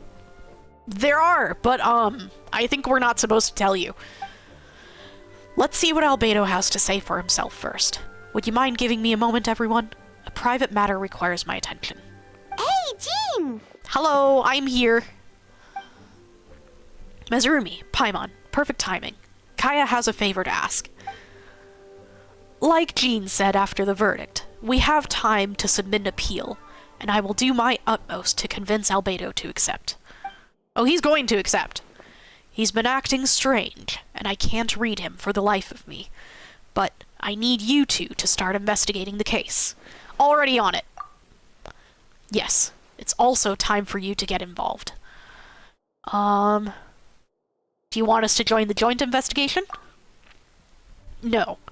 We'd like you to launch an investigation of your own. I'll continue working on this defense in the meantime. If you find anything that might help his case, just let me know. I know it's against the spirit of the season to task you with this, but Albedo is a trusted member of our ranks. We owe him the benefit of the doubt. He is my friend. I am going to help him. Also, he's best dad. Understood. I know you'll get to the bottom of this, Mezarumi. You've never failed us in our time of need. But what if the accusations turn out to be true? Oh my god, Paimon, you know they won't. Then you will have done Mondstadt a great service all the same. I'm expecting a retrial. Until then, you're welcome to have a look around Albedo's office on the second floor. I'm counting on you. We get to go in Albedo's office. Albedo's office, chat. Albedo's office, chat. Where? Oh my gosh, we never get to go upstairs. I'm going this way. Can I go more upstairs? No. Okay, well. It was worth a shot. Wait, Captain Kaya! Surely I can't just... You can't just? These two are here on Jean's orders. She asked them to investigate Albedo's office. Oh, in that case, head on in. You're just gonna take our word for it. Right then. So this is Albedo's office. Pretty much exactly how Paimon pictured it. Oh? Alright, I have some work of my own, so I'll leave you to it. Good luck, you two. Right back at ya. We get to explore Albedo's office! Yes. Let's look at the books, and there's potions everywhere, and there's stuff, and look at those cupboards all the way up there. Can you even use them? The ladder doesn't reach high enough. Do you climb the shelves like I do? I climb shelves. Too bad we can't read those. Sit. And look at the desk. It's so big! This desk is huge! Albedo, you're tiny. Why is your desk so huge? Can't look through the drawers. All the stuff. What? The Seely's having fun too. More potions. So many. And isn't this one of the portable alchemy things? Or something? Sit. Investigate. Alright, let's see what we can find. Oh. Oh. Oh, I can go all around. Okay, we'll start with the book. There's a stack of books on the desk, mostly relating to alchemy, environmental science, and life science. Some of the pages have been marked with alchemical symbols, and others have S-shaped or triangular symbols drawn on them. Any potential meaning is unclear. Wow, these books are so fancy! Albedo must have gone to great lengths to get them. Alright. Investigate underneath the book. After moving the book, the desk looks almost empty. Use our vision, our sight! Your hand slipped while moving the book, causing the hardcover book to strike the desk. The resulting noise is a bit unusual. It's subtle, but to an experienced adventurer, it sounds too hollow. Almost like there's a compartment within the desk. Secrets! But I want to check everything else. Are we gonna not get to investigate the other stuff if I keep going? I'll check on the other stuff. A lockbox sits on the desk. The latch bears signs of wear, suggesting the importance of whatever lies within. The box likely remained locked most of the time. But now, the lid remains wide open, as if the owner was forced to leave in a hurry and didn't have time to lock it. Perhaps the letter intercepted by the investigators was once stored here. The remaining contents shouldn't hold much weight as conclusive evidence, but you still get a strange feeling after reviewing them. In elegant penmanship, the letter reads, "In addition, I do happen to have some information on the subject of our last discussion, the materials and arcane formation required for human transmutation. The formations in these records likely originate from the Canarian art of chemia, but relevant documentation has not been well maintained over time, so I cannot guarantee there are no errors or omissions. As thanks for your past assistance, I've enclosed the records with this letter. But that does not mean I support your pursuit of this research. Ethics aside, I'm not convinced it's even possible to create a human whose existence is identical to our own. The idea that the dynamic of creator and creation could exist within the same species is cause for concern. Even with a talent like yours, I must urge you to proceed with caution." The signature belongs to an unfamiliar name, one that also appears on an alchemy book nearby. You skim the preface and learn that the author is an old and accomplished alchemist. The person is likely a friend from Albedo's academic circle, someone who owed Albedo a favor, but also urged him to refrain from conducting dangerous research. Human transmutation? Is Albedo seriously looking into that? Yes. We already knew this, didn't we? Ooh, Paimon doesn't want to think about that. It doesn't look good, but this letter can't directly prove that Albedo did anything. Exactly. Besides, a technique like that must be too dangerous to share with the public, right?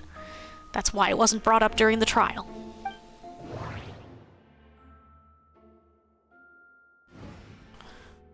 Investigate the tube. There's a test tube on the shelf with some black powder residue at the bottom. Next to it lies a neatly written note.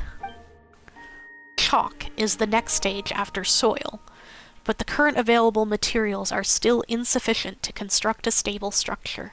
Nope. No idea what that means. Not sure if it's too hard for Paimon or too hard for anyone outside this line of work. Chalk is Albedo. Something like that. Something Chalk Prince. We've talked to him about this.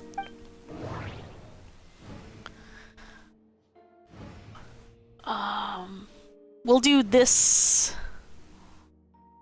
next and then the research notes. Wait, it looks like there's a hidden compartment under the desk. There does appear to be a compartment added to one side of the desk. It was very well hidden. The lock mechanism is complex and seems to involve elemental power in some way. Perhaps you could try using the power of Geo. The hidden compartment opens. Inside lies a piece of paper with more information. Shoot. Did we miss investigating a thing? No, not yet. Okay. Albedo's notes lie on the table.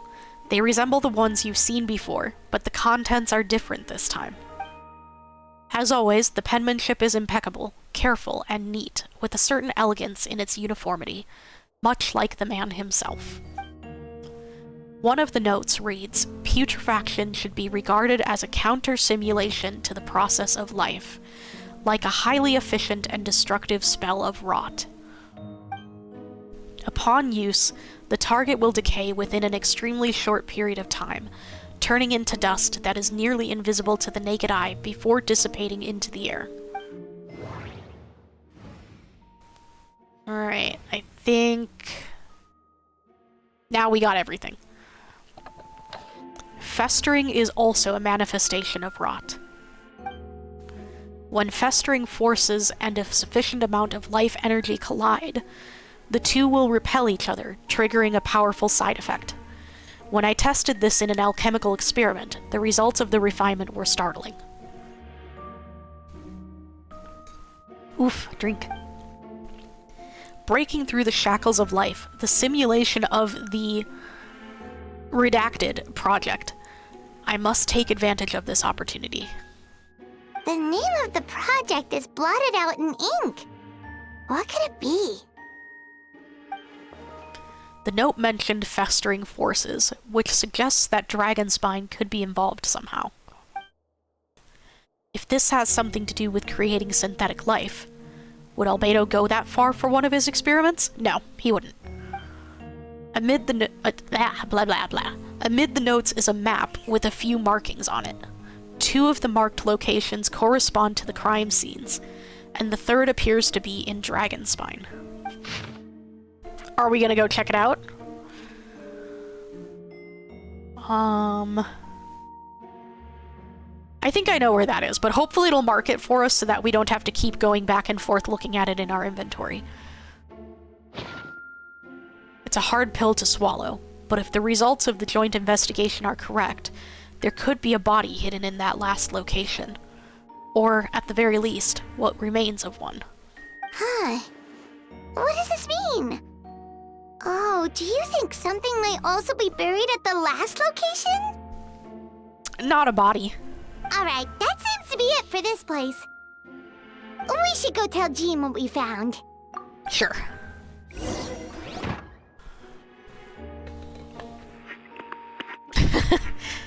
Dodoko noises. Oh, Vent is calling. Let's answer. How's the investigation going? Find anything? We're gonna go check a secret spot. Oh, we found stuff, all right.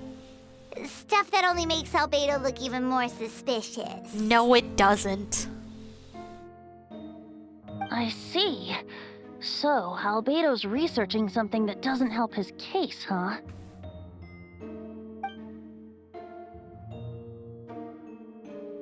Not promising. We should be grateful Albedo's true identity remains hidden. If it gets out that he's one of Rhindaughter's creations, there'd be no separating him from her past. As we both know, Rhindaughter's approach to alchemy and ethics was pure madness, and the evidence you just found, let's just say it could convince even those closest to him of his guilt. Perhaps even you. No, I know better. I don't think the handwriting was faked, and the notes also sounded like him. Then it comes down to trust. Do you trust Albedo? Absolutely. Yeah, he's our friend. We should keep the faith. And we know better. We've already talked to him about these subjects. We know how all of this goes together. And we know that it does not end with him doing human experiments. And if he really is the culprit, he must have had a reason, right? He's not. And he wasn't doing that. Maybe he's just not allowed to talk about it. Yeah, that must be it. Either way, a fair investigation means coming to a conclusion presented by the facts. I'm gonna be really irritated if they're doing this thing again, like they did with Ningguang, where I knew she wasn't doing any suspicious nonsense the entire time, but because of the way the story was written, I was forced into the position of being suspicious of Ningguang, even though I wasn't. I am not suspicious of Albedo at all. This all makes perfect sense based on our previous conversations with him. Does that mean even Venti no longer believes him? Remaining objective has its own value. Remember, none of this is your fault. Just report back with an honest assessment of the facts. Yeah. Well, let's go find Jean and tell her what we learned. Wait, that's Miles. What's he doing here? We still need to talk to him. Sorry. I heard voices and wasn't sure if I should check who was inside. You should tell me what you saw. We're here on Jean's orders. Ah, I see. I'll, leave you to it then. What did you see? Hold on. You didn't hear what we were saying, did you? Oh, not really. Nothing that made sense anyway. Well, do us a favor and just forget anything you might have heard, okay? That doesn't look suspicious. Sure. You got it.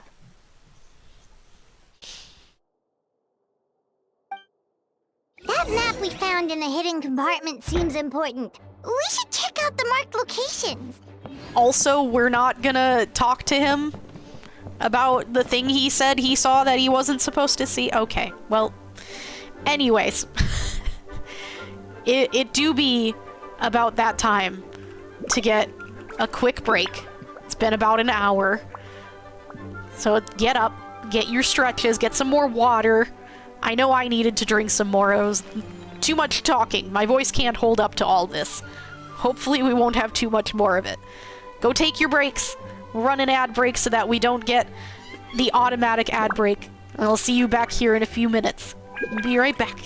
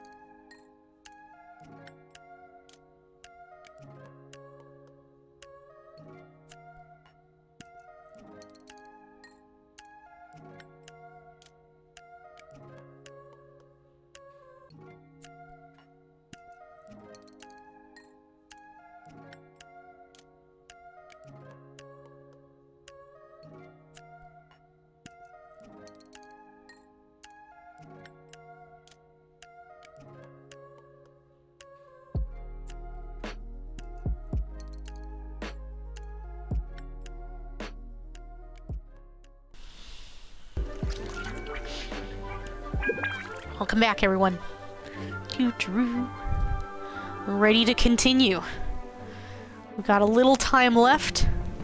We'll see how far we can get. Also, let me get the name of this quest again, because I just want to change the name here real quick. We're not doing Natlan story anymore.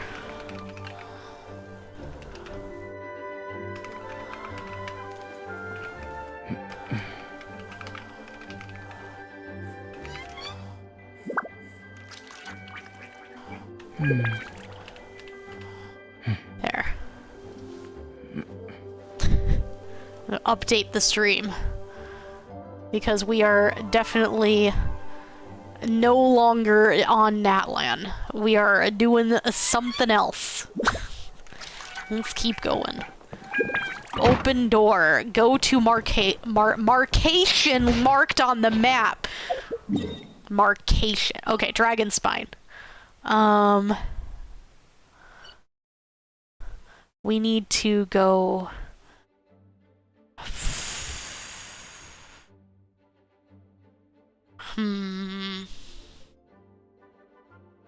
We might have to backtrack a bit if we go from here. Let's see if this is high enough up for us to just kind of glide over there.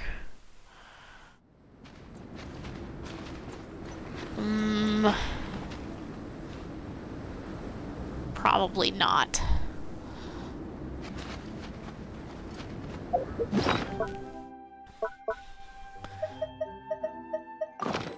I have a plan.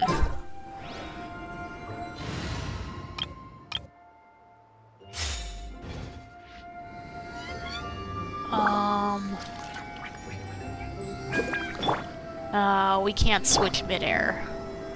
Well, Kazuhu's probably our best bet. Into the wind. He gets us up a little higher.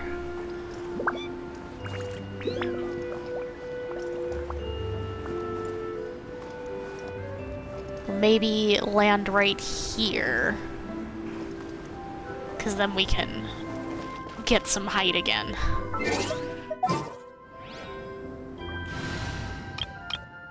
More importantly, we can get back our party. Because we're here now. We're close enough.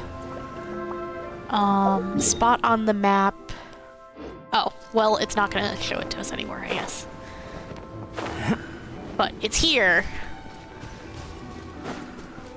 Over there. We should be getting close. Is there a warmth we can get close to? Stop!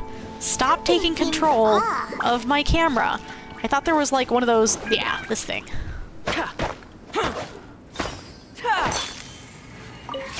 There.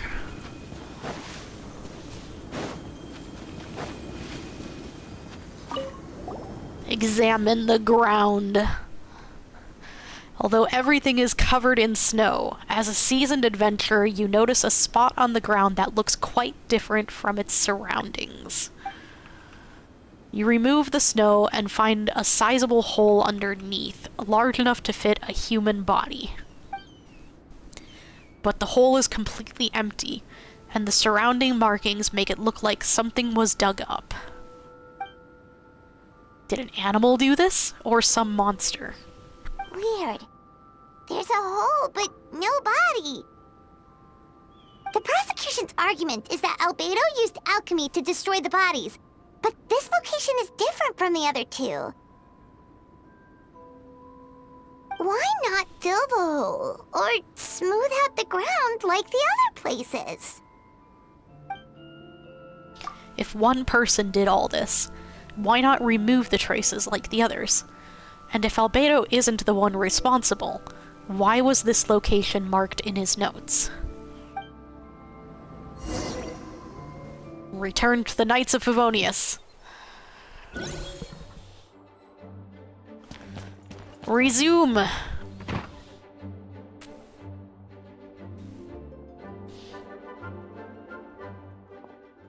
You're back. Did you find anything? Yes? Yeah, but none of it helps Albedo's case. And I kind of don't want to tell it to you since the story is forcing me to be suspicious, even though I'm not. Tell Jean about your findings. I see.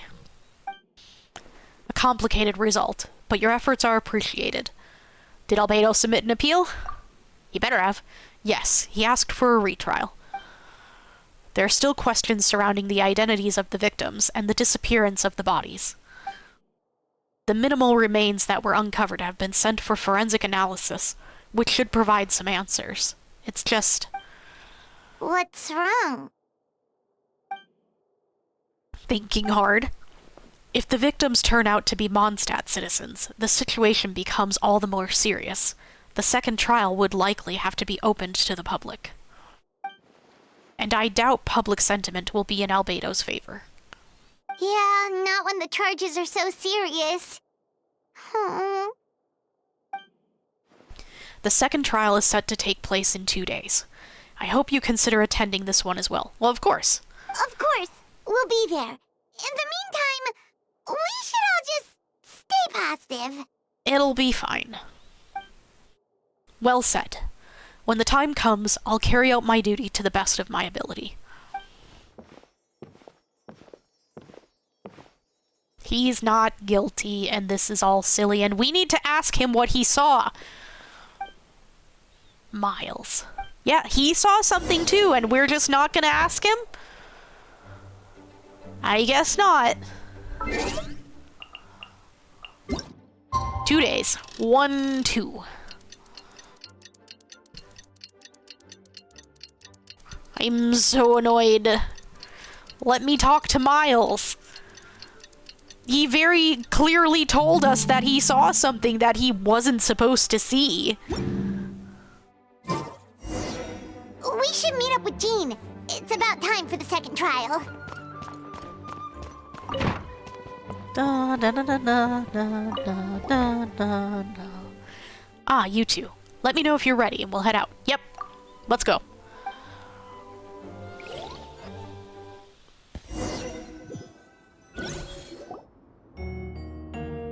Ooh.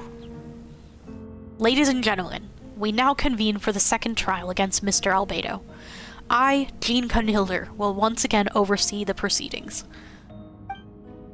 Representatives on both sides remain unchanged, and Mr. Dahlia will continue to serve as assessor.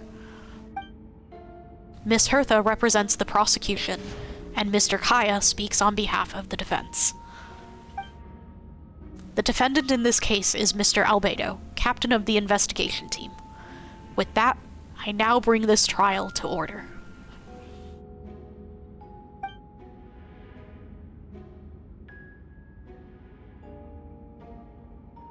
Miss Hertha, have the investigators made any new discoveries? No, of course they haven't. Yes. We sent the teeth and the femur bone found at the scene to the church's medical office, and were able to conclude that these are, in fact, human remains. In addition, the investigators were able to identify several Mondstadt citizens who appear to have been missing for quite some time. Okay, but this just happened. Forensic analysis of the remains allowed us to pinpoint the age and gender of the deceased. Interestingly, one of the missing individuals matches that profile to a T. The medical office couldn't spare the personnel, so Miss Rosaria is here to present the results to the court. Hansaman, male, 46 years old. Marital status, single. Occupation, hunter. Consistent with the conclusion in the last trial, his disappearance went unreported, likely due to his lack of relatives. In addition, medical records show that he sustained a mechanism-related injury to his leg 3 years ago. The damage on the femur bone Mr. Deluc found is consistent with such an injury. Therefore, we can conclude that one of the victims in this case is Hanselman. A specialized technique was likely used to accelerate the rate of decomposition. Okay, hold on, I have a question though. Was the injury him losing his leg completely? And that just happens to be where the leg was lost. Is it reasonable to assume this technique to be alchemical in nature? Alchemical or magical. Both are possible. Thank you for your testimony. The identity of one of the victims is now confirmed. But what about the defendant's motive?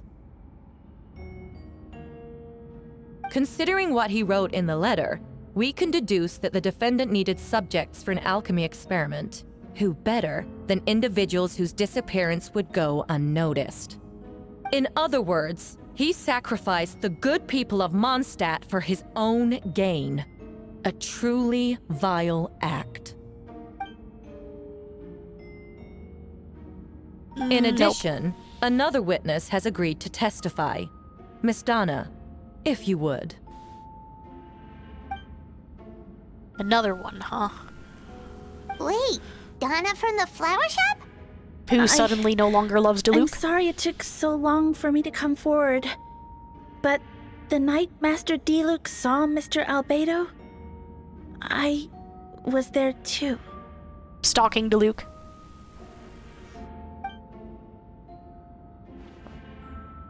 I was camping with a friend and we decided to stop near Dragonspine. Uh-huh. I couldn't really get comfortable that night, so around dawn, I decided to go for a walk. And that's when I saw Master Diluc. I thought it might be nice to, chat.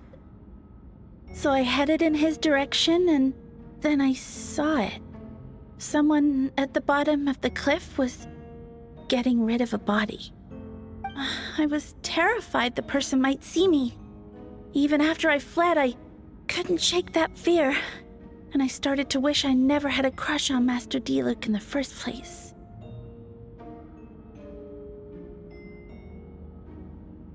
If I hadn't wanted to talk to him, I would never have been in that situation. I didn't want to come forward because I was scared. But Miss Hertha convinced me it was the right thing to do. I'm sorry it took me so long. Miss Hertha sure does seem to be doing a lot of manipulating of people. Just stepping forward was brave enough, Miss Donna.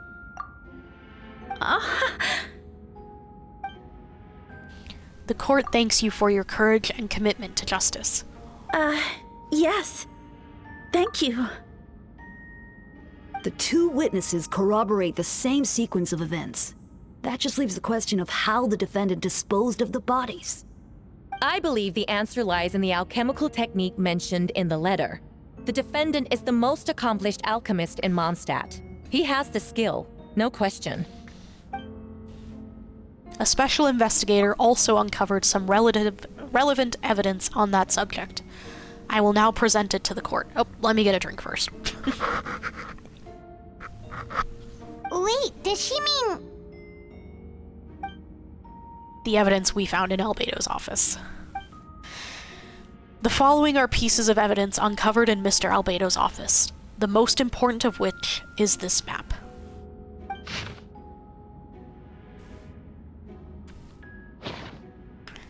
This map was found with the defendant's notes. The markings correspond with the description in the letter and the locations of the crime scenes. Does this map belong to you?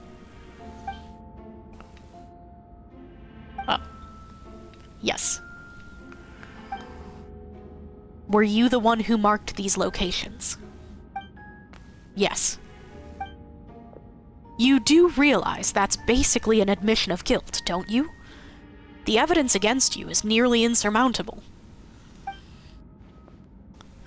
It's very taken out of context. Since you uncovered that compartment, I may as well expand on the matter. Expound. Blah. We have witnesses and physical evidence. What could you possibly say in your defense? He could explain everything. What I always have. I never killed a single person. Ugh, you have some nerve. Saying that when the evidence is stacked against you? Miss Hertha, you've presented a meticulous and convincing case. I'll give you that. But I will not admit to something I didn't do. So, what? You're just going to bombard the court with excuses? That's a rather dismissive way to refer to an innocent man speaking in his own defense. Besides, I'm not making excuses. I'm exercising patience. That won't make the charges against you disappear, Mr. Albedo. Perhaps not, but patience comes with its own reward. It's easy for things to remain buried in snow, until someone comes along and brushes it away. Albedo seems serious, but unfazed. Does that mean he really didn't do anything untoward? Of course it— oh my god. He mentioned brushing off the snow. Is that supposed to be a hint? If it was a hint, then it must have something to do with Dragonspine. Which reminds me, one of the locations marked on the map we found was in Dragonspine, wasn't it? Mezarumi, you were the one who uncovered the notes, right? Then, I'm assuming you visited the third location marked on the map as well. Sure did. Can you tell us what you found? Nothing. And nothing hidden.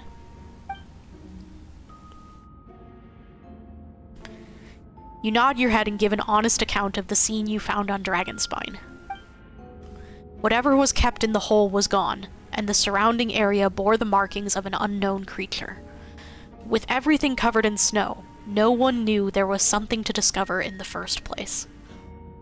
Then, there must also have been a body. Nope. I need to think about this. What clues am I missing? Oh, we're doing this thing? We start at the third marked location, I guess? The third marked location is in Dragonspine. We only knew about it because we found the map in the hidden compartment. During our investigation, Paimon and I discovered a hole beneath the snow, big enough to hide a human body. There were also claw marks around the outside. But there was no body or any remains whatsoever. The second one had bones. Difference between the marked locations. Albedo marked these 3 locations on the map found in the hidden compartment. There are some similarities and differences between them. Based on what we know, all 3 locations were likely used to hide bodies. The holes dug in each area certainly seem big enough. But unlike the first 2 locations, there were claw marks around the hole in the third location, and no witnesses saw anything happen there. Dragonspine is home to all manner of monsters and wild animals, and Durin. Could some kind of creature have dug up the body? But why wasn't that the case in the other locations? The marks didn't look fresh, which means the hole at the third location has been there longer than the other 2. I wonder if this is kind of like the kid's dad. I wonder if Durin was just finding other dead people to quote-unquote body hop between, and that's why nobody noticed them missing. Because Durin was like, oh, these people are dead. I can pretend to be them. Like the kid's dad. If the hole at the third location wasn't made around the same time, does that mean it's connected to a separate incident?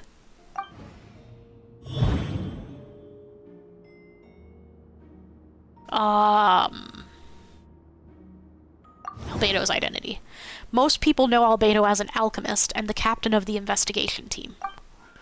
But in truth, he's the Crichton Prince, a synthetic human created by one of the 5 sinners, Gold Rheindotter. Albedo is steadfast, intelligent, and treats everyone with kindness and respect. I think most people would agree with that assessment. He's also a calculated thinker. It's fair to say that, if he did commit a crime, it would likely be well concealed. Up until now, Albedo has never displayed any ill will toward humanity, and he also still seems like his normal self. As his friend, I shouldn't reveal the truth about his identity. That would only make things worse for him. So that's not what you wanted. Dragonspine has a frigid climate and is covered in snow all year round. Even so, it's home to various monsters and creatures that can withstand the cold. Deep within the mountain lies the remains of an even more mysterious creature, Durin. Although the dragon has been dead for a long time, no, it's not, he still possesses a peculiar life energy. Now that I think about it, a lot of strange things have happened to Dragonspine. They're going through this story as if we haven't done the story with Durin before. And it's annoying.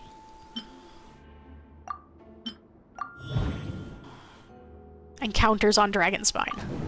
I almost forgot. Paimon and I once encountered someone on Dragonspine who looked exactly like Albedo, and we weren't the only ones. Thank you. Wait a second. Someone who looks exactly like him. Huh, like Durin.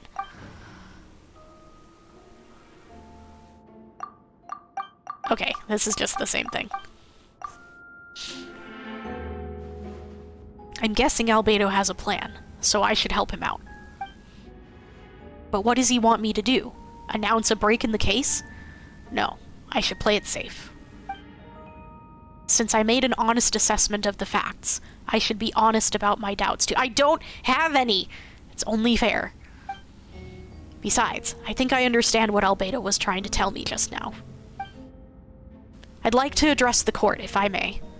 I was the one who investigated the office, and I believe the results raise a few questions. Regarding the 2 cases addressed in the previous trial, it was established that, after disposing of the bodies, the defendant used alchemy to restore the ground to its original state. But that wasn't the case at the 3rd location. The hole was still there, with dirt scattered around the perimeter. It looked more like something had been dug up. If this was all done by one person, why wasn't the 3rd scene given the same treatment as the others? Why weren't the traces removed? In addition, the markings around the 3rd location weren't fresh, which suggests that the Dragonspine incident happened at a different time.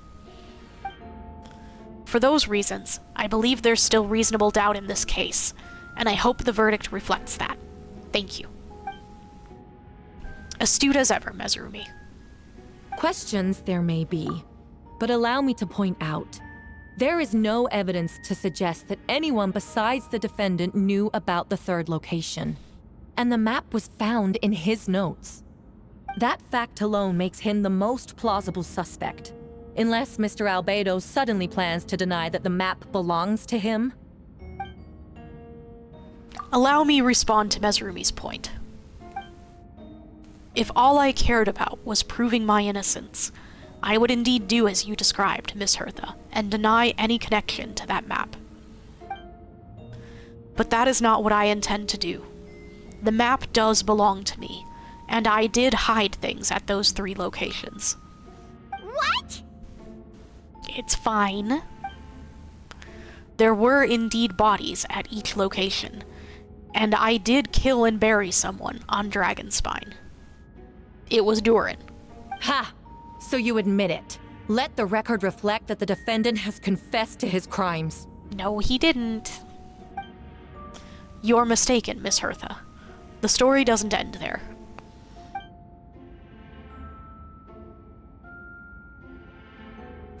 Some time ago, I encountered an uninvited guest on Dragonspine.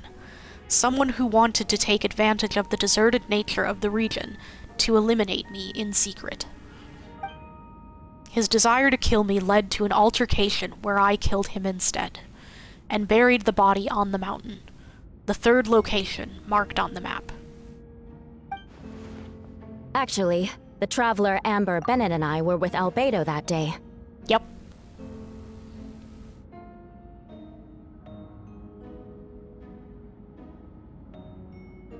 The Adventurers Guild was holding an event on Dragonspine.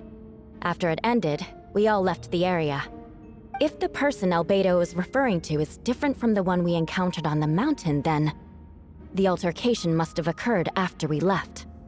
This only proves that the defendant is guilty on all counts.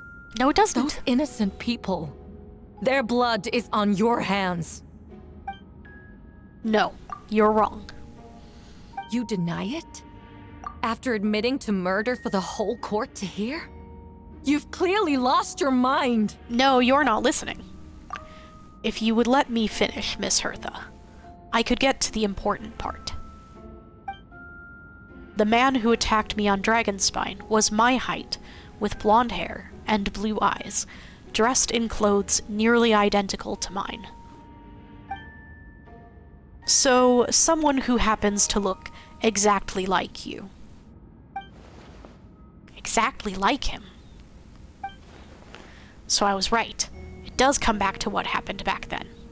It's one thing to look similar, but for the clothes to be the same? What's going on? I don't want to be here anymore. You didn't look Regardless, closely enough. The important thing is that you admit to killing someone on Dragonspine. Yes, I killed someone that day.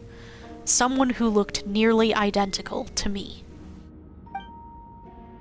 But I never said that someone was a person. They're Durin.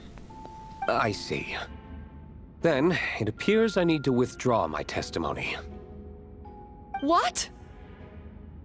Everyone! I brought her! Her? Wait, you... The person who just came in, isn't that Hertha? What's going on? We know what's going on.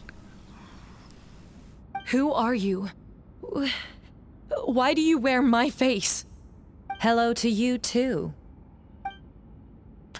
As you can see, this is Hertha, the logistics captain of the Knights of Favonius.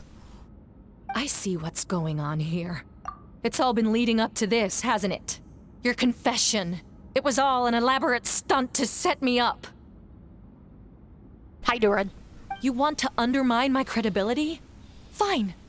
It doesn't eliminate the mountain of evidence stacked against you. All I want is justice for the people of Mondstadt. Order in the court. I've been stationed on Dragonspine all these years, because that is where the subject of my research lies.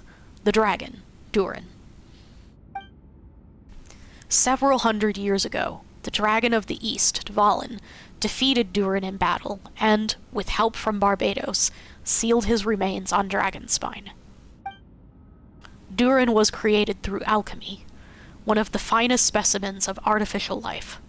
As such, death was not a true end for him. His heart still beats and grows, more revitalized by the day. My imposter on Dragonspine was a failed specimen abandoned in Durin's stomach, an unsuccessful iteration of the Homunculus project. Homunculus? Yep. Are you trying to insinuate that I'm some kind of... homunculus?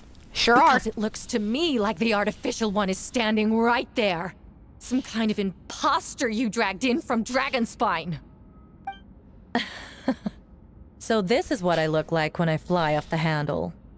You know, they say imitation is the best form of flattery, but your impersonation has overstayed its welcome. Master Jean, what are you waiting for? We've known each other for so long. You recognize the real me, don't you? The two of you look identical, but judging based on demeanor, the new arrival actually seems more like the Hertha I know. That means nothing! By that logic, I could just as easily accuse the Albedo in this room of being an imposter! How do we know he isn't the fake one? A cold-blooded killer who replaced the real Albedo long ago! Because he has the mark from the last drop of his creation. Then, how about something only the real Hertha would know? The longest scar on my body. The knights who fought alongside me that day should remember where it is. I remember. Let's hear your answer. I'd like to hear Miles' answer first. Huh? Miles saw another Hertha. You don't know? Or you don't remember? I heard you've been acting strange these days. Disoriented? Confused? You were closer to me than anyone during that battle. And yet you don't remember a thing. Strange indeed. No, my head. It hurts. The scar is right here. Why the nerves? I can't imagine this comes as a surprise. Unless your informant in the Knights of Favonius failed to mention the scar on Hertha's left arm. Is it Miles? Albedo has done a lot of research into beings like you. If you deny it, then show us your arm. No need to panic. You can just add it now. You excel at changing your appearance, don't you? Or, I should say, all spawn of Duran's life force have that ability. A powerful life force, an appearance you can change at will. Yet, here you stand, formless one, paralyzed to act, because you're worried using that power could affect your accomplices. Accomplices? Then Miles must be one of them. There are others, too. Most of the beings under the influence of Duran's life force have gathered here, and yet their presence is what impedes her from taking action. Once you attempt to transform, all who surround you will be affected by your power. You can't control it, because in this network of living beings, you serve as the core. Show us your arm. Ugh! Have it your way! Whoa! Oh no. Come on, let's go!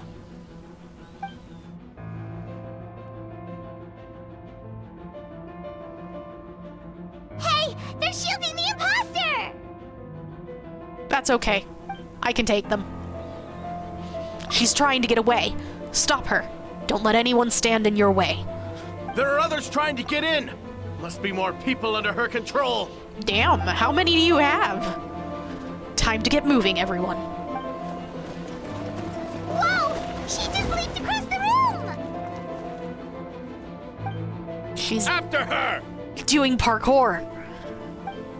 Oh no. It's time. All units move out. Third company, keep on the imposter's tail. We finally have a chance to talk. But before I explain the events of the past few days, I'd like to make a few things clear. First, I never killed any of my fellow citizens, and I never used human remains as part of an alchemical experiment. I never thought you did! Second, the events of the past few days were all part of a plan. Most of the members of our order were in on it. As for the witnesses, Master DeLuc picked up on the situation long before today's proceedings. It's quite an involved plan. Indeed. Follow me.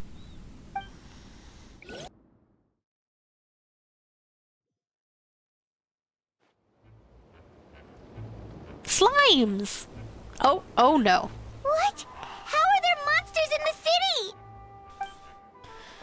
They're all monsters from Dragonspine. An attack is imminent, but fear not. We've been preparing for this. We've been monitoring the resurgence of Duran's life force. Its festering nature agitated these monsters. We knew it was only a matter of time before they advanced on Mondstadt. And so, we made preparations for an inevitable battle. I was hoping you two could join me and provide assistance in the battle to come. Absolutely. Of course. Where's our first step? Let me beat some stuff up. The top of the city wall. To the wall! The hunger of many. Alright, where are we doing? I can't map? Oh. Alright then. Well. 33 months, Sam! Congratulations! And thank you! You missed the murder trial. Do you want the spoilers or do you want to watch it later?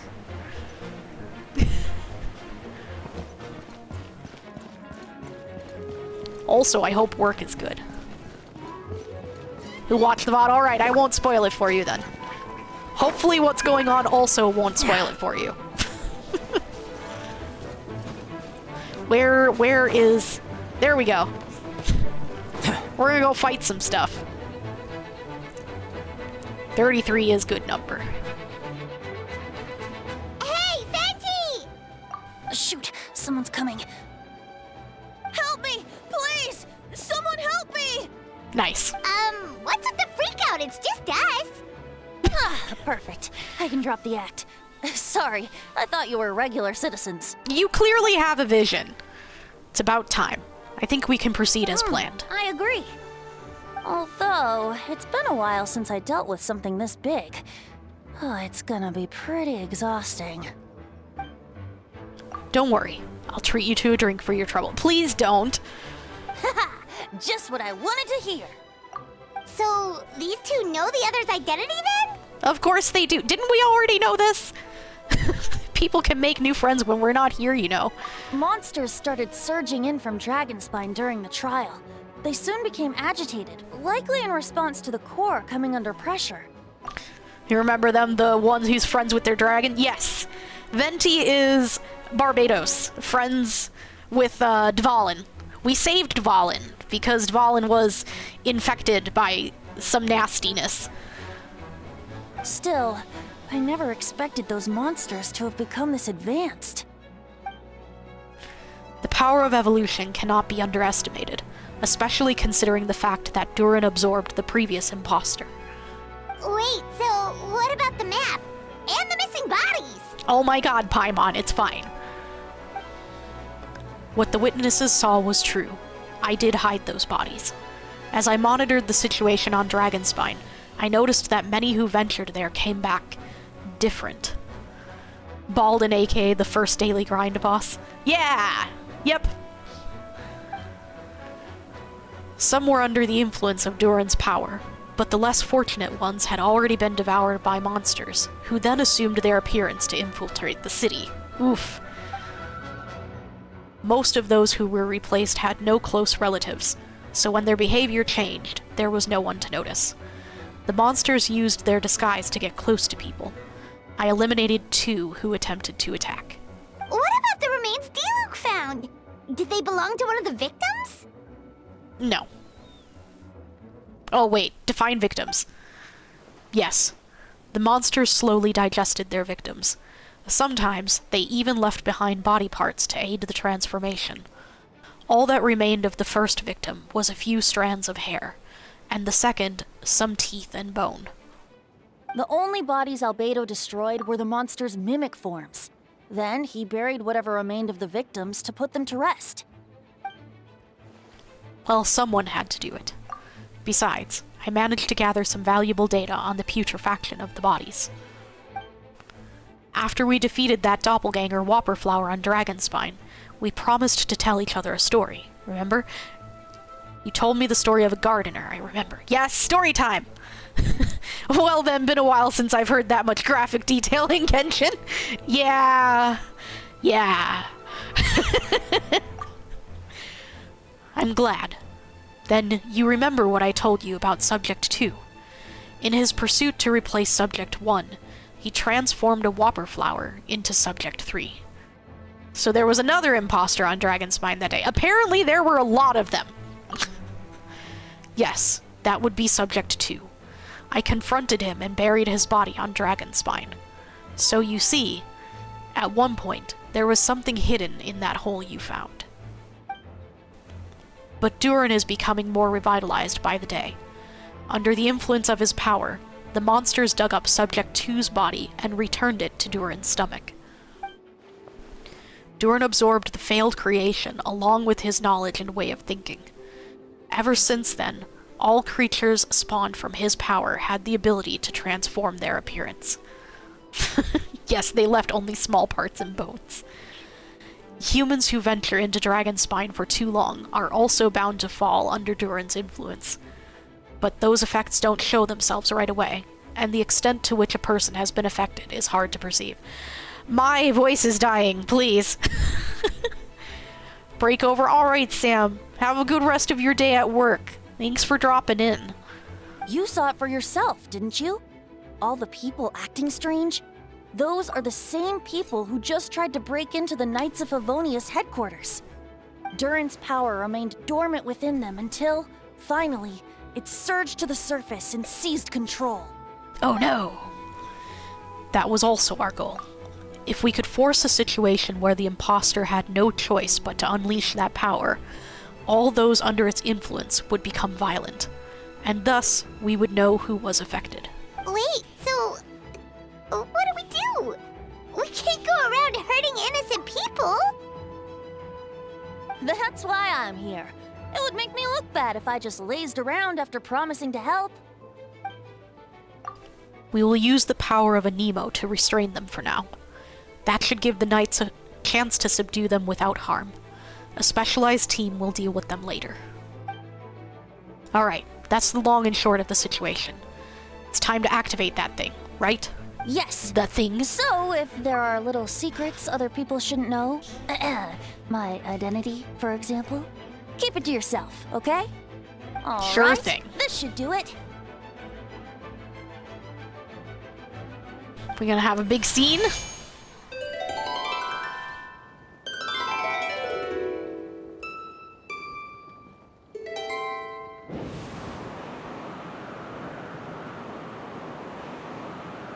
Wind currents? Paimon's never seen this many! There should now be wind currents across the whole city. Everyone, can you hear me? Oh, we're doing announcer things?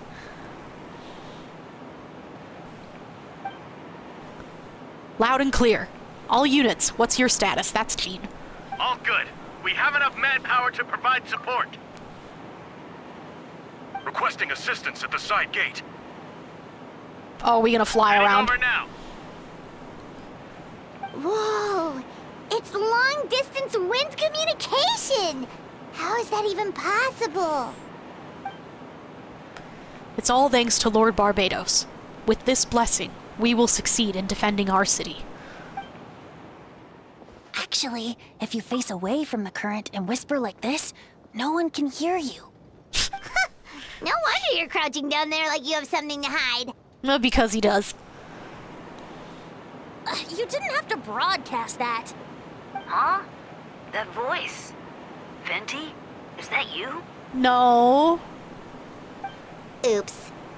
No. Of course not. You know, just a wandering bard calling for help. Thank goodness the Traveler, Paimon, and Albedo found me. Got me out of a tough spot. Right. Now that you're okay, we should check on the status of the other spots. Thanks, friend. May the Animo Archon protect you. Sure.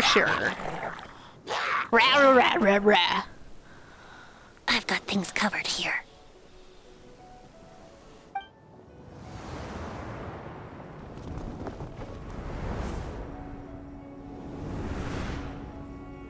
Sucrose, what are you doing?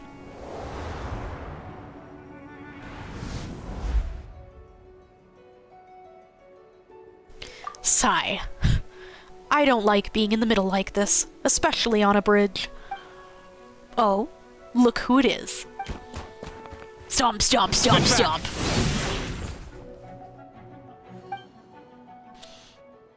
That was a close one. I suppose thanks are in order, Master Diluc. I appreciate the help. No need. I didn't intervene to save you.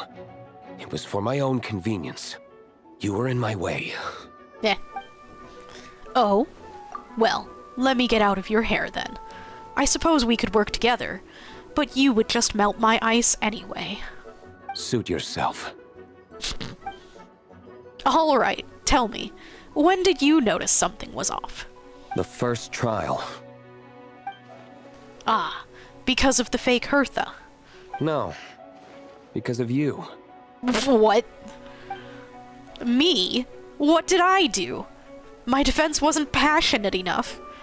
No, you weren't nervous enough. Ah. But Kaya's always confident as fuck. Like, I don't know. He's always like this. Tell me then, Master Diluc, when do you think I actually get nervous? I suppose we'll see, won't we? Monsters, incoming. Kaya doesn't ever get nervous. On second thought, best not to think about it. Oh, we gonna fight? Let's see how well I remember how to use Diluc.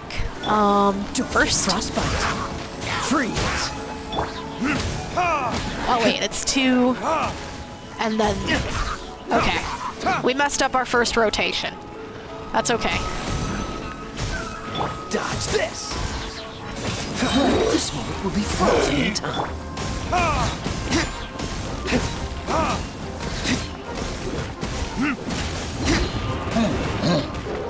Nope, didn't dash far enough.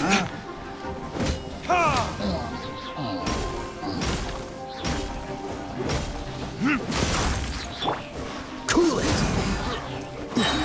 Don't get frostbite.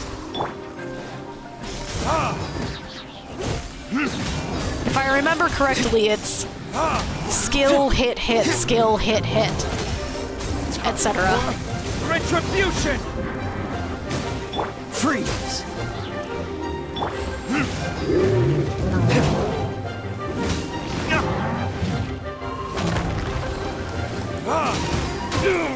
Ow. Ah. Oh, so sorry. There we go. Cool it.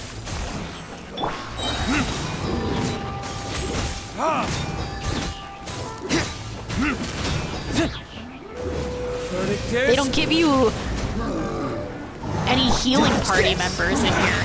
Whoop. This moment will be frozen in time. It's a good thing I actually know how to use these characters. Otherwise, that might be problematic. They're over there! Diluc, Kaya! If you had time to make it out here, I'm guessing the other areas are secure. What? We can't be here because we care? Maybe this was just the closest spot to the City 8. Maintaining control over the main road means maintaining control over the battle as a whole. You made the right choice. Good job, us. So what's the status over here? All under control, don't worry. My trusty civilian volunteer and I have this area covered. I think you mean the man who held the title of cavalry captain before you. Or Mondstadt's Dark Knight. We don't have to bring that up. Okay. Well, keep up the good work. We'll go check on the status of the other locations. Good luck. Oh, and I wanted to thank you for what you said in court. If I'm not mistaken, you were on my side by the end. Believe me, he's had his suspicions since the first trial. I suppose it just didn't feel right to believe that someone who helped me in the past could be a cold-blooded killer. Aw, that's so sweet. Is it? Thank you for trusting me, and for choosing to fight alongside us. As for you, Kaya, good work, as always. We'll see you soon. Of course, stay safe.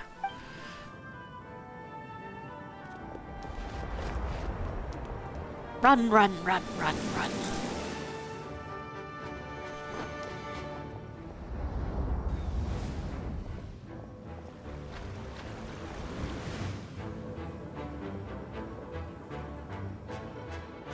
Well, looks like everyone's doing good. Oh, we're healing? Alright. We heal! Heal, heal, heal, heal, heal, heal, heal, heal, heal, heal. Heal, heal, heal, heal. Okay, we're reaching no one. We gotta stand closer to them. Heal, heal, heal, heal. Heal, heal, heal, heal, heal, heal, heal, heal, heal, heal. Ah, damn.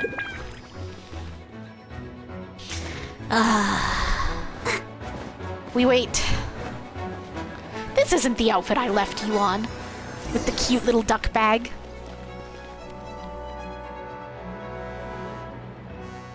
Alright, you should be on the mend. Thank you so much, Miss Barbara. You're welcome. Things are still quite chaotic outside. It's best if you all remain inside the cathedral for now. Oh, she'll be fine. Rosaria's with her. You're not rushing back out to the front line, are you? You're still injured. Don't worry, Miss Barbara. I'll try not to put myself in harm's way. I can help with the logistics from the back. Well, maybe we can give you a hand. As you said, the situation outside is chaotic. Injured parties should not be left unattended. There are others here who need to get back to the front lines, so I'll escort you all myself. Of course. Thank you, Miss Rosaria. Just doing my job. I'll leave the cathedral to you then, Barbara. You can count on me. I don't really know how all of this started, but I do know that Jean and the others have been preparing for this for a really long time, so I think everything will be all right. It has to be. Did I catch you at a bad time, Barbara? No, not at all. Did you need something? We're flashbacking.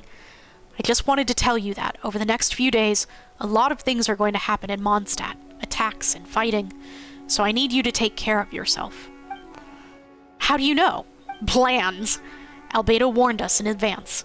It has something to do with Dragonspine, and he's our authority on that region, so we should take him at his word. Dragonspine, huh? So the city is going to be in danger? Yes, but the Knights of Favonius will do whatever we can to protect the people. But then, who will protect you? She'll be fine. Don't worry. I'll look out for myself, I promise. Please let them be okay out there. Sister Barbara, could you lend me a hand? Of course, coming. Oh. Look! More people! Noelle! Smash. Oh no.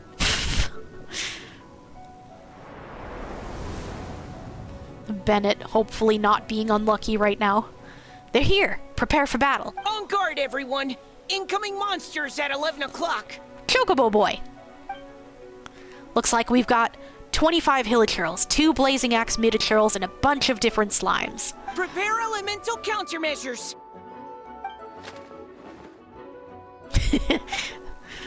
Diluc and Kaya are the elemental countermeasures.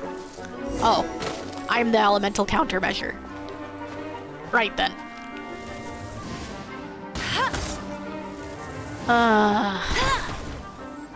This is gonna take forever.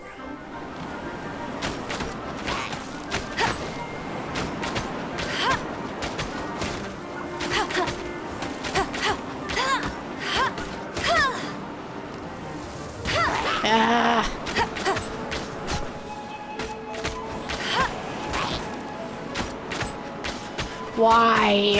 Oh, I can switch characters. I am not doing a good job of paying attention. Thank God I don't have to fight on Amber. Neutralizing threats.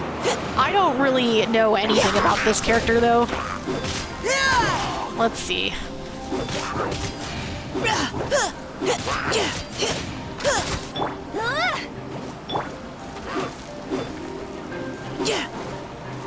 They're all just gonna stand way back there, huh?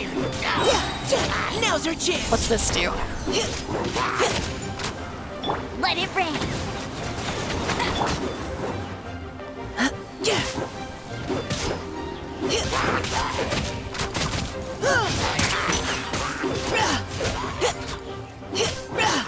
Oh my gosh, please. Just give me characters that I actually use. All units are now in position.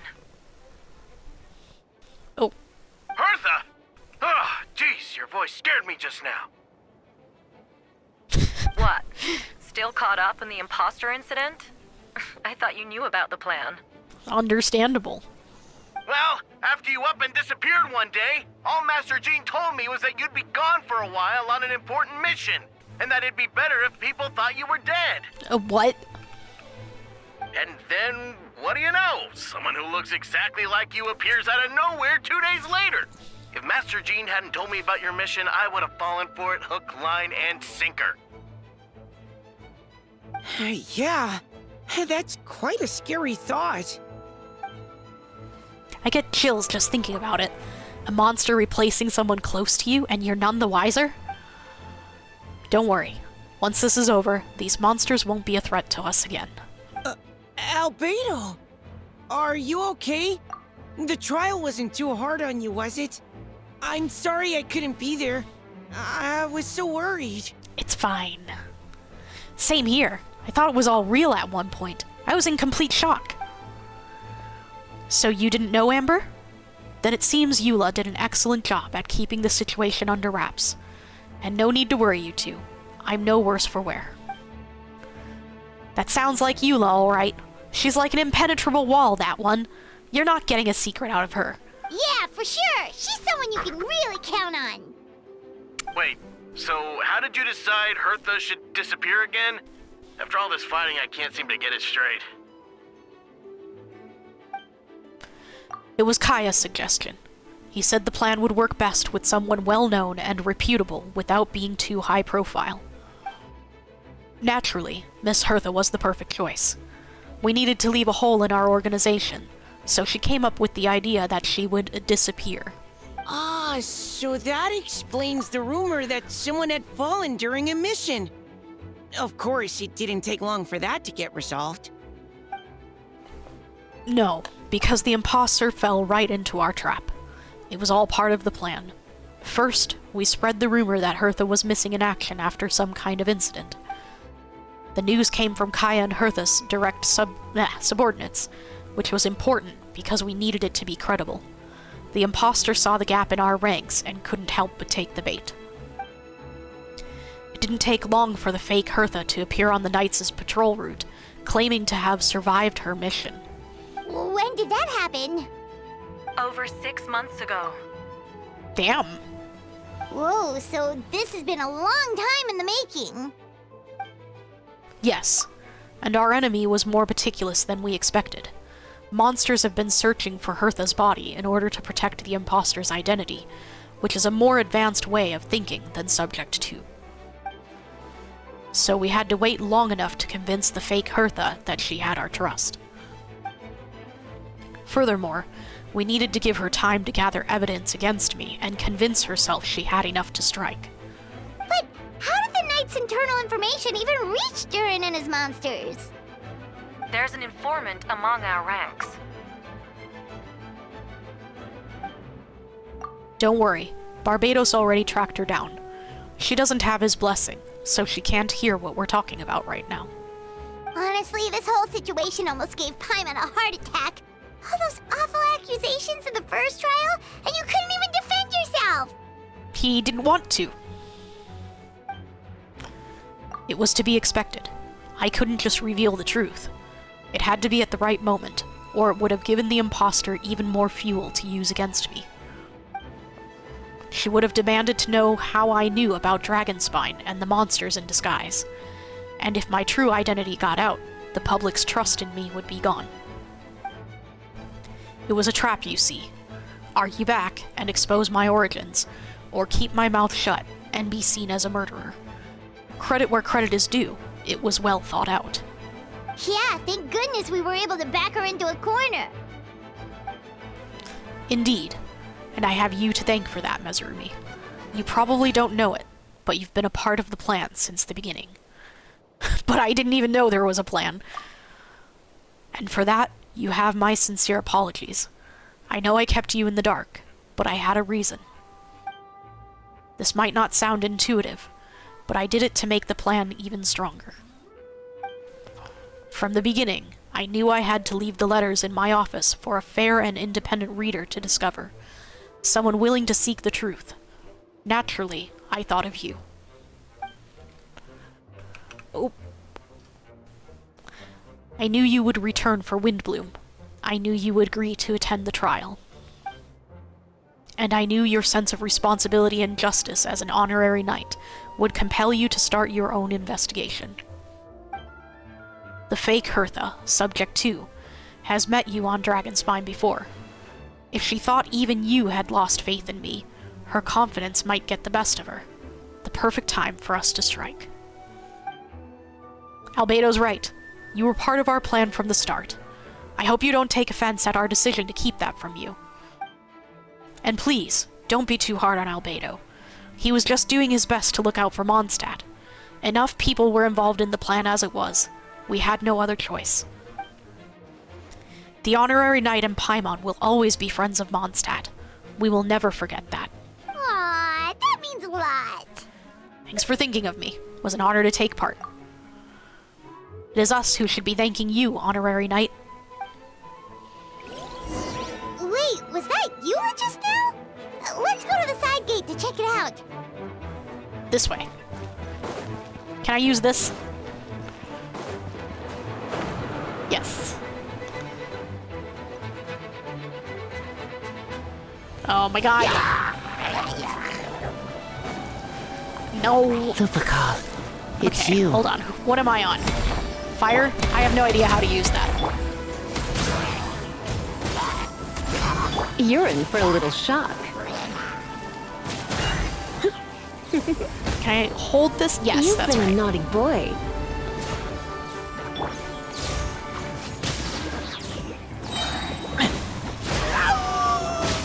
Rawr.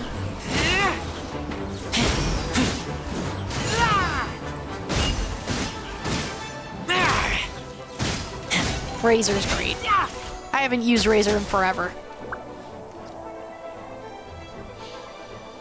Phew, it's been a while since I unleashed my lightning during Wind Bloom. It happened a lot before? Oh gosh. Unleashing lightning on people? No. Once in a while, maybe. Sure feels good to let loose, though. My old professor even wrote to me about that a few days ago. Of course, I made sure to emphasize that I always treat others with kindness. It's only natural for a student to inherit their teacher's ways, after all, and mine was a gentle old man from the Spontamod school. So you see, this time I only used gentle methods of electrocution. So gentle, even Jean would have no reason to intervene. Huh. Gentle electrocution. No. You seem to be in good spirits, Miss Lisa. Ah, well, it's good to move about every once in a while. Alright, on to the gate.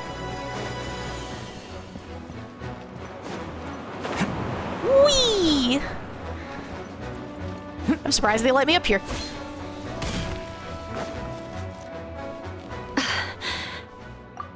It's all my fault. I knew Clea was fast, but disappearing like this? Clea's here? I only lost sight of her for 1 second. How am I going to explain this to Albedo? Well, he might be here. Oh boy. Albedo, Traveler, Paimon, what brings you here? We're providing mobile support across the region. Was there something you needed to explain? You can tell me anything. I hope you know that. Yeah, plus we kinda already heard what you said, so... Just tell us. Is Clea blowing up fish? Clea, she disappeared right under my nose. I'm sorry. I'm doing all I can to find her. I see. Please don't beat yourself up. Clea is difficult. Something's coming this way, and it doesn't look pretty! Alright, fighting first, conversation later. We beat some she was stuff right next to me, and the next thing Oh, I gosh. knew, she ran off somewhere. I swear I only lost sight of her for a second. Alright.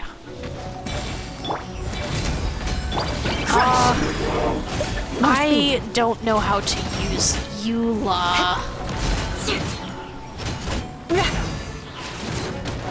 Burst forth. Oh, I think Clea's here. I see what you mean. She's not to be underestimated. Freeze to the core! Beg for mercy. I do not know how to use Eula. We won! Great work, Clea. I'll be counting on you to protect Eula next time, too. Albedo, you can't be serious. No problem. Just leave it to Clea. You going on patrol, Mr. Albedo? Clea heard you went camping for a few days. These monsters followed you back home. They sure did. Camping? Ah, right. The truth isn't suitable for little ears. That's right. So I need to report back to Master Jean to settle my expenses. If you have some time, I'm sure Eula would be grateful if you escorted her back to headquarters as well. Of course. I place myself in your capable hands, Spark Knight. Be an honor. Clea will do her best. Back we go.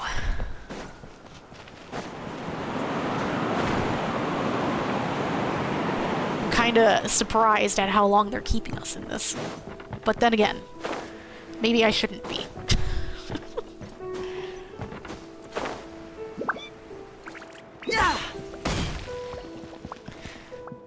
Alright. We might need to pause. Because I need to take a quick break. Is there any way we can get into a menu? Yes. Alright. Hold on, chat.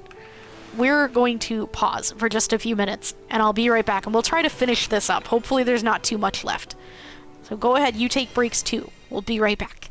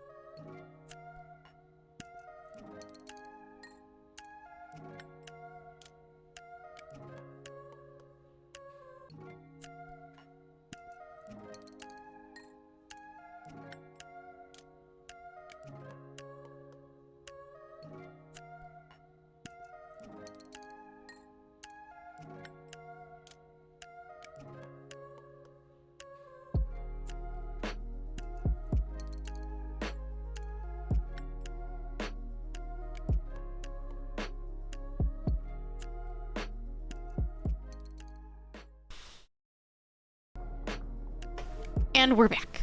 Welcome back, everyone. Let's continue. Hopefully there's not too much more left of this, because my voice can't take it. Maluski's here. Yeah, Maluski's here. Someday we're gonna get, like, an extra mic or something set up for him here, and then when stuff like this happens, where there's so much stuff that I have to read in voice, we can get Maluski to do all the male voices, which is most of them.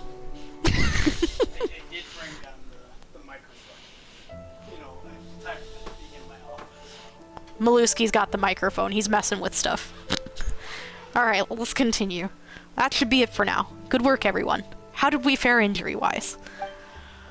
Good. Our preparations paid off. Injuries are few and far between. I have the full record here. Wonderful. I'll review it in a bit. We're back! We're back! Everyone alright? Everyone is fine. I am an amazing healer. Amber?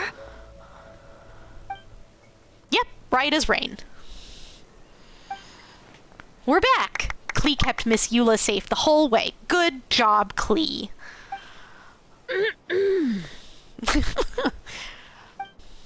That's amazing, Klee. Eula was lucky to have you.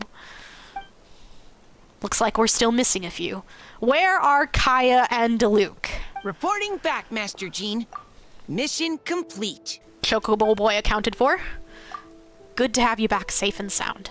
And great work, everyone. This operation could not have happened without you all. Your leadership is what made it possible, Master Jean. It's been a busy few days. You should take a well-deserved break. Jean doesn't take breaks. I will. But I believe you deserve one most of all. Oh, he's fine. My work isn't finished, I'm afraid. I have a few loose ends to tie up. Loose ends. Ah, yes, of course. Let's go find a dragon! Durin, the boy! We could talk about it back at headquarters. Mezarumi and Paimon should be there too. Alright, everyone who has finished their work should head back to their quarters or to the church to get some rest. Including you? Want to come with us, Klee? We can drink some tea and eat some freshly baked moon pies. Yes, yes, and Albedo goes with, because Albedo is good dad. After Albedo talks to me. Hi, everyone. Hi, Venti. Venti, thank you for everything. I know there were difficult moments along the way. Oh, well, wait. Does that mean you saw me running for my life? She heard you. Ah, no. Apologies. Just forget I said anything. Just kidding. But you're right. It was tough out there. I almost lost my hat to the wind several times. Not the hat! Any notable information on the wind? Of course. I was out on the city wall for quite some time. I heard all sorts of things. As for something notable, well, I picked up on anxious voices and a child's anger. Durin has been isolated for centuries, but absorbing Subject 2's emotions allowed him to understand certain truths about this world and his existence, including the fact that he's no longer Mother's only child. Oh no! Is he jealous? Or her most perfect creation? It's obvious he found that difficult to accept. The emotions he felt in response were quite genuine and, dare I say, human. If I eliminate the perfect creation, I will be the only child Mother needs. This mindset arose out of Durin's instinct to compete and survive, and came to dominate all those around him. Of course, the absorption of Subject 2's knowledge allowed him to take a more intelligent approach, accusing me of murder. In the end, however, Durin still lacks sufficient social intelligence. The fact that his army even got this far is a miracle. Oh, no wonder Venti sensed a child's anger through the wind. That same feeling. It's close! The boy? Is the boy here? Who's Phonia? Hi? Hello? Ah, Miss Phonia. Here to make your report.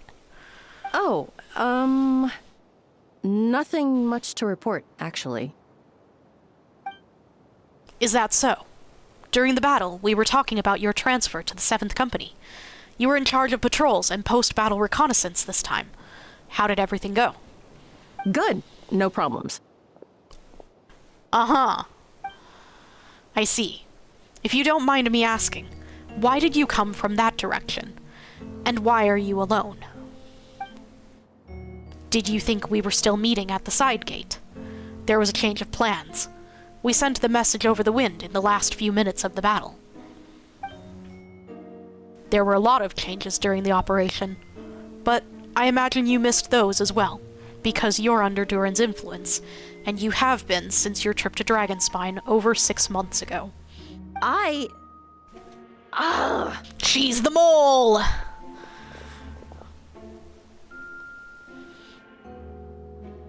And she doesn't run very fast either. Don't move. You are caught! Let's continue this discussion back at headquarters. Don't be scared. I'll figure out a way to free you from his power soon, assuming you're not already dead.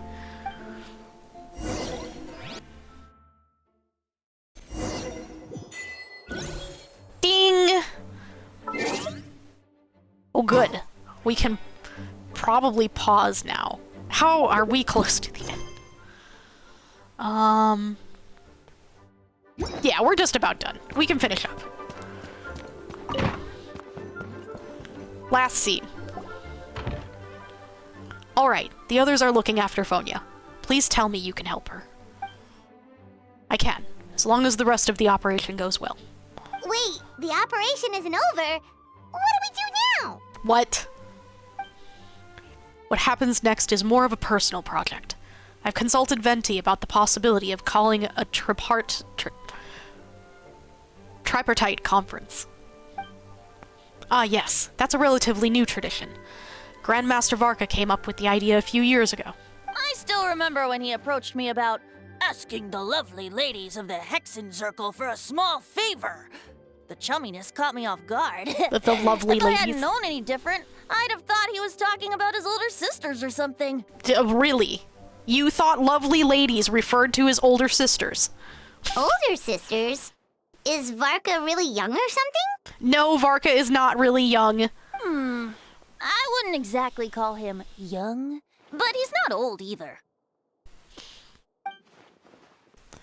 He's the type to crack a joke at every opportunity. So, whatever age that is. Indeed. Anyway, the tripartite conference is a gathering of 3 parties. The Hexen Circle, the Anemo Archon, and the joint forces of the Knights and Church of Favonius. Lord Barbados was able to facilitate a meeting between Varka and the mages. Varka has quite a way with words, so he was able to gain their favor and convince them to agree to a very important request. Namely, that in Mondstadt's greatest time of need, the mages would return and lend their aid to our nation. Yes, and now I have a request of my own, so I need the conference to convene once again. Venti, if you would. Of course! Traveler, pass me the Dodo communication device. I love the Dodo communication device. You're gonna use that thing to call them? Why not? Just watch and learn. Okay, I think this should do it.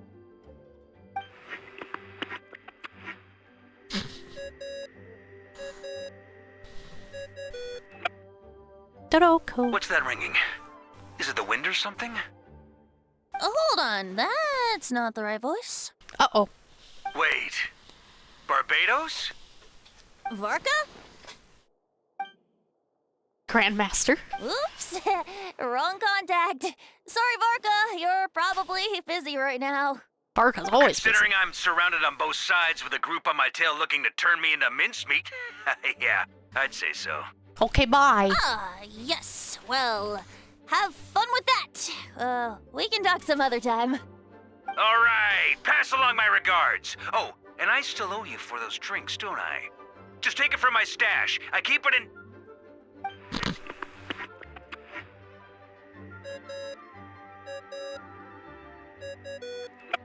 Hey! He was just about to tell us where to find his secret stash! Paimon, you don't need his face. Oh my god. You don't need it. Seems like a bit much.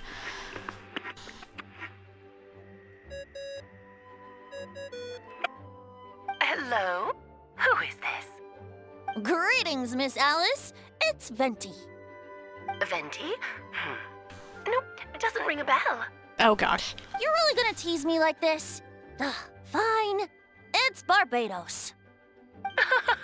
Apologies, just a bit of fun. What can I do for you, dear Barbados? You still remember the tripartite conference, right? I'm calling on behalf of a friend. He's asking for a meeting. I said it right! Good job, me. Oh? And which brave soul is it this time? Albedo. It's me, Aunt Alice. Albedo, captain of the Knights of Favonius investigation team, requests a formal meeting with the Hexencircle. And what is your wish, dear Albedo? I want to accomplish something unprecedented. How unprecedented. Something even your mother Rhine-daughter never accomplished? Probably not. In terms of technique, no. But in terms of location and materials, yes. Okay, that makes no sense. It makes perfect sense, Paimon. You've piqued my interest. I'll be right there. Be right where? Here, as in this office? You think she can't teleport? Hello again, everyone. Oh my god, it's adorable. Hello, Aunt Alice. I see you turned yourself into a giant Tadoku. Why not? Darling, isn't it? It even has its own hat. I love it. Wow, the attention to detail. Pleasure to see you all again. It's been a while. On behalf of the Hexencircle, I hereby grant Albedo's request. I'm guessing you still need to prepare? Take your time. Just come find me at the long table when you're ready. Aw, that's nice of you. Is this still part of the quest? I suppose it's just my nature, darling. Thank you, Aunt Alice. Before we set out, there's someone you need to meet. Is it Durin? Head to my office. He's waiting for you there. Is it the boy? Is it the boy? Is it the boy? Do we finally get to meet the boy? Where is he? Hey, have you ever wondered why Albedo always keeps his office closed? Paimon bets there's a secret snack stash hidden around here somewhere. That's not why he keeps his office closed, Paimon. Oh my god, it's adorable. Mini Durin! It's the boy! Not so loud. Mini Durin? What are you doing here? It's the boy. Well, actually, I've been kind of helping you guys in secret this whole time. I tried tapping Paimon on the shoulder during the battle, but you floated away too fast. You were there. Yeah, I've been in Mondstadt for a few days now, but I've kept myself out of sight. I thought people might be scared of me. Oh, no, they'll think you're adorable. Don't worry. We aren't scared of you. No, you're too cute. Thanks. So, what brings you here? Oh, is it Windbloom? There are a ton of fun games this time of year. I did sneak off to the festival for a bit. Even though I couldn't play the games because of all the people, I still had a lot of fun. But that's not why I'm here. Albedo and I made a promise to accomplish something great together. What do you mean? I'm gonna replace the Durin on Dragonspine. I'm gonna be the one who's revived and brought into this world. Wait, didn't that already happen? You left the storybook world, and now you're here. Sorry. I should be more specific. Albedo said he can use alchemy to turn me into a human. What? Something like a human. Human transmutation, so you're Albedo's intended subject. Yeah, he's been working on it for a long time. And that's what you want, Mini Durin? To become human? I don't know if want is the right word. I don't even know if there's a right answer in a situation like this. But I do know this. I have just as much of a right to this name. I don't want to lose to the other Durin. Becoming human isn't as simple as changing form. I know. Albedo talked to me about that. He said the Duran on Dragonspine is a lot more aggressive and primitive, almost like a beast. But Mom created me in a storybook. The pure parts of me can balance out the evil parts of him. If I'm honest, I don't know what that will look like. If I can still be me once I become one with that part of him. Maybe, without a complete soul, there was never really a me to begin with. Albedo said these kinds of questions are normal. We're all just trying to figure out who we are. But I'm not afraid of change. I want my life to have meaning, and suppressing an evil dragon, becoming human, both sound pretty meaningful to me. So don't worry. No one is forcing me to make this choice. Well, turning you into a human sounds like a huge project. I'm sure it is. Yeah, I'm really grateful to him. We're kind of in the same boat, you know? Albedo told me he's the Crichton Prince, a synthetic human.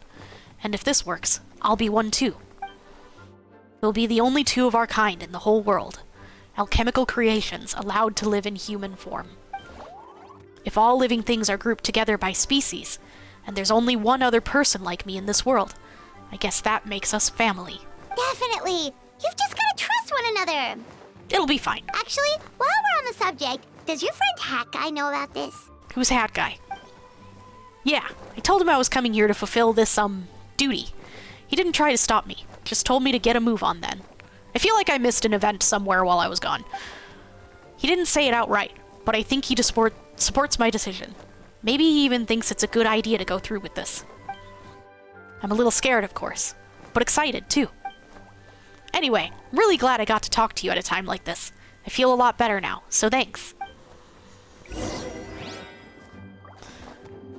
Okay, I think we're gonna pause, because this doesn't seem to be ending. So we're gonna pause while we can. See if it lets me open up the map. Good. We can go... Oh, wrong one. I'm so used to teleporting to Natlan now. We'll finish up the rest of this next time. Possibly tomorrow. It seems like we've still got a bit to go. I thought maybe we were almost done. Nope. Wrong menu. Achievements. Turn in our things. We fend off the monsters from the snowy mountain together with your companions. And complete Incandescent Ode of Resurrection. We did the Natlan stuff, and we still have more Natlan stuff to do. We're not done yet. But we will get it done. We will work on it. Right now we're done with the main story, and that's what we cared about. So next time, we'll keep going through side questing things, and we'll figure it all out. But thanks for coming, everyone. You all have a great day. I'm not going to worry about the raid today. We will be back, maybe tomorrow. We'll see how I'm feeling, and we'll continue the story some more. And you all have a good evening. Get your dinner and stuff, or whatever time it is for you, and I will see you next time. Bye-bye, everyone. Toot-roo.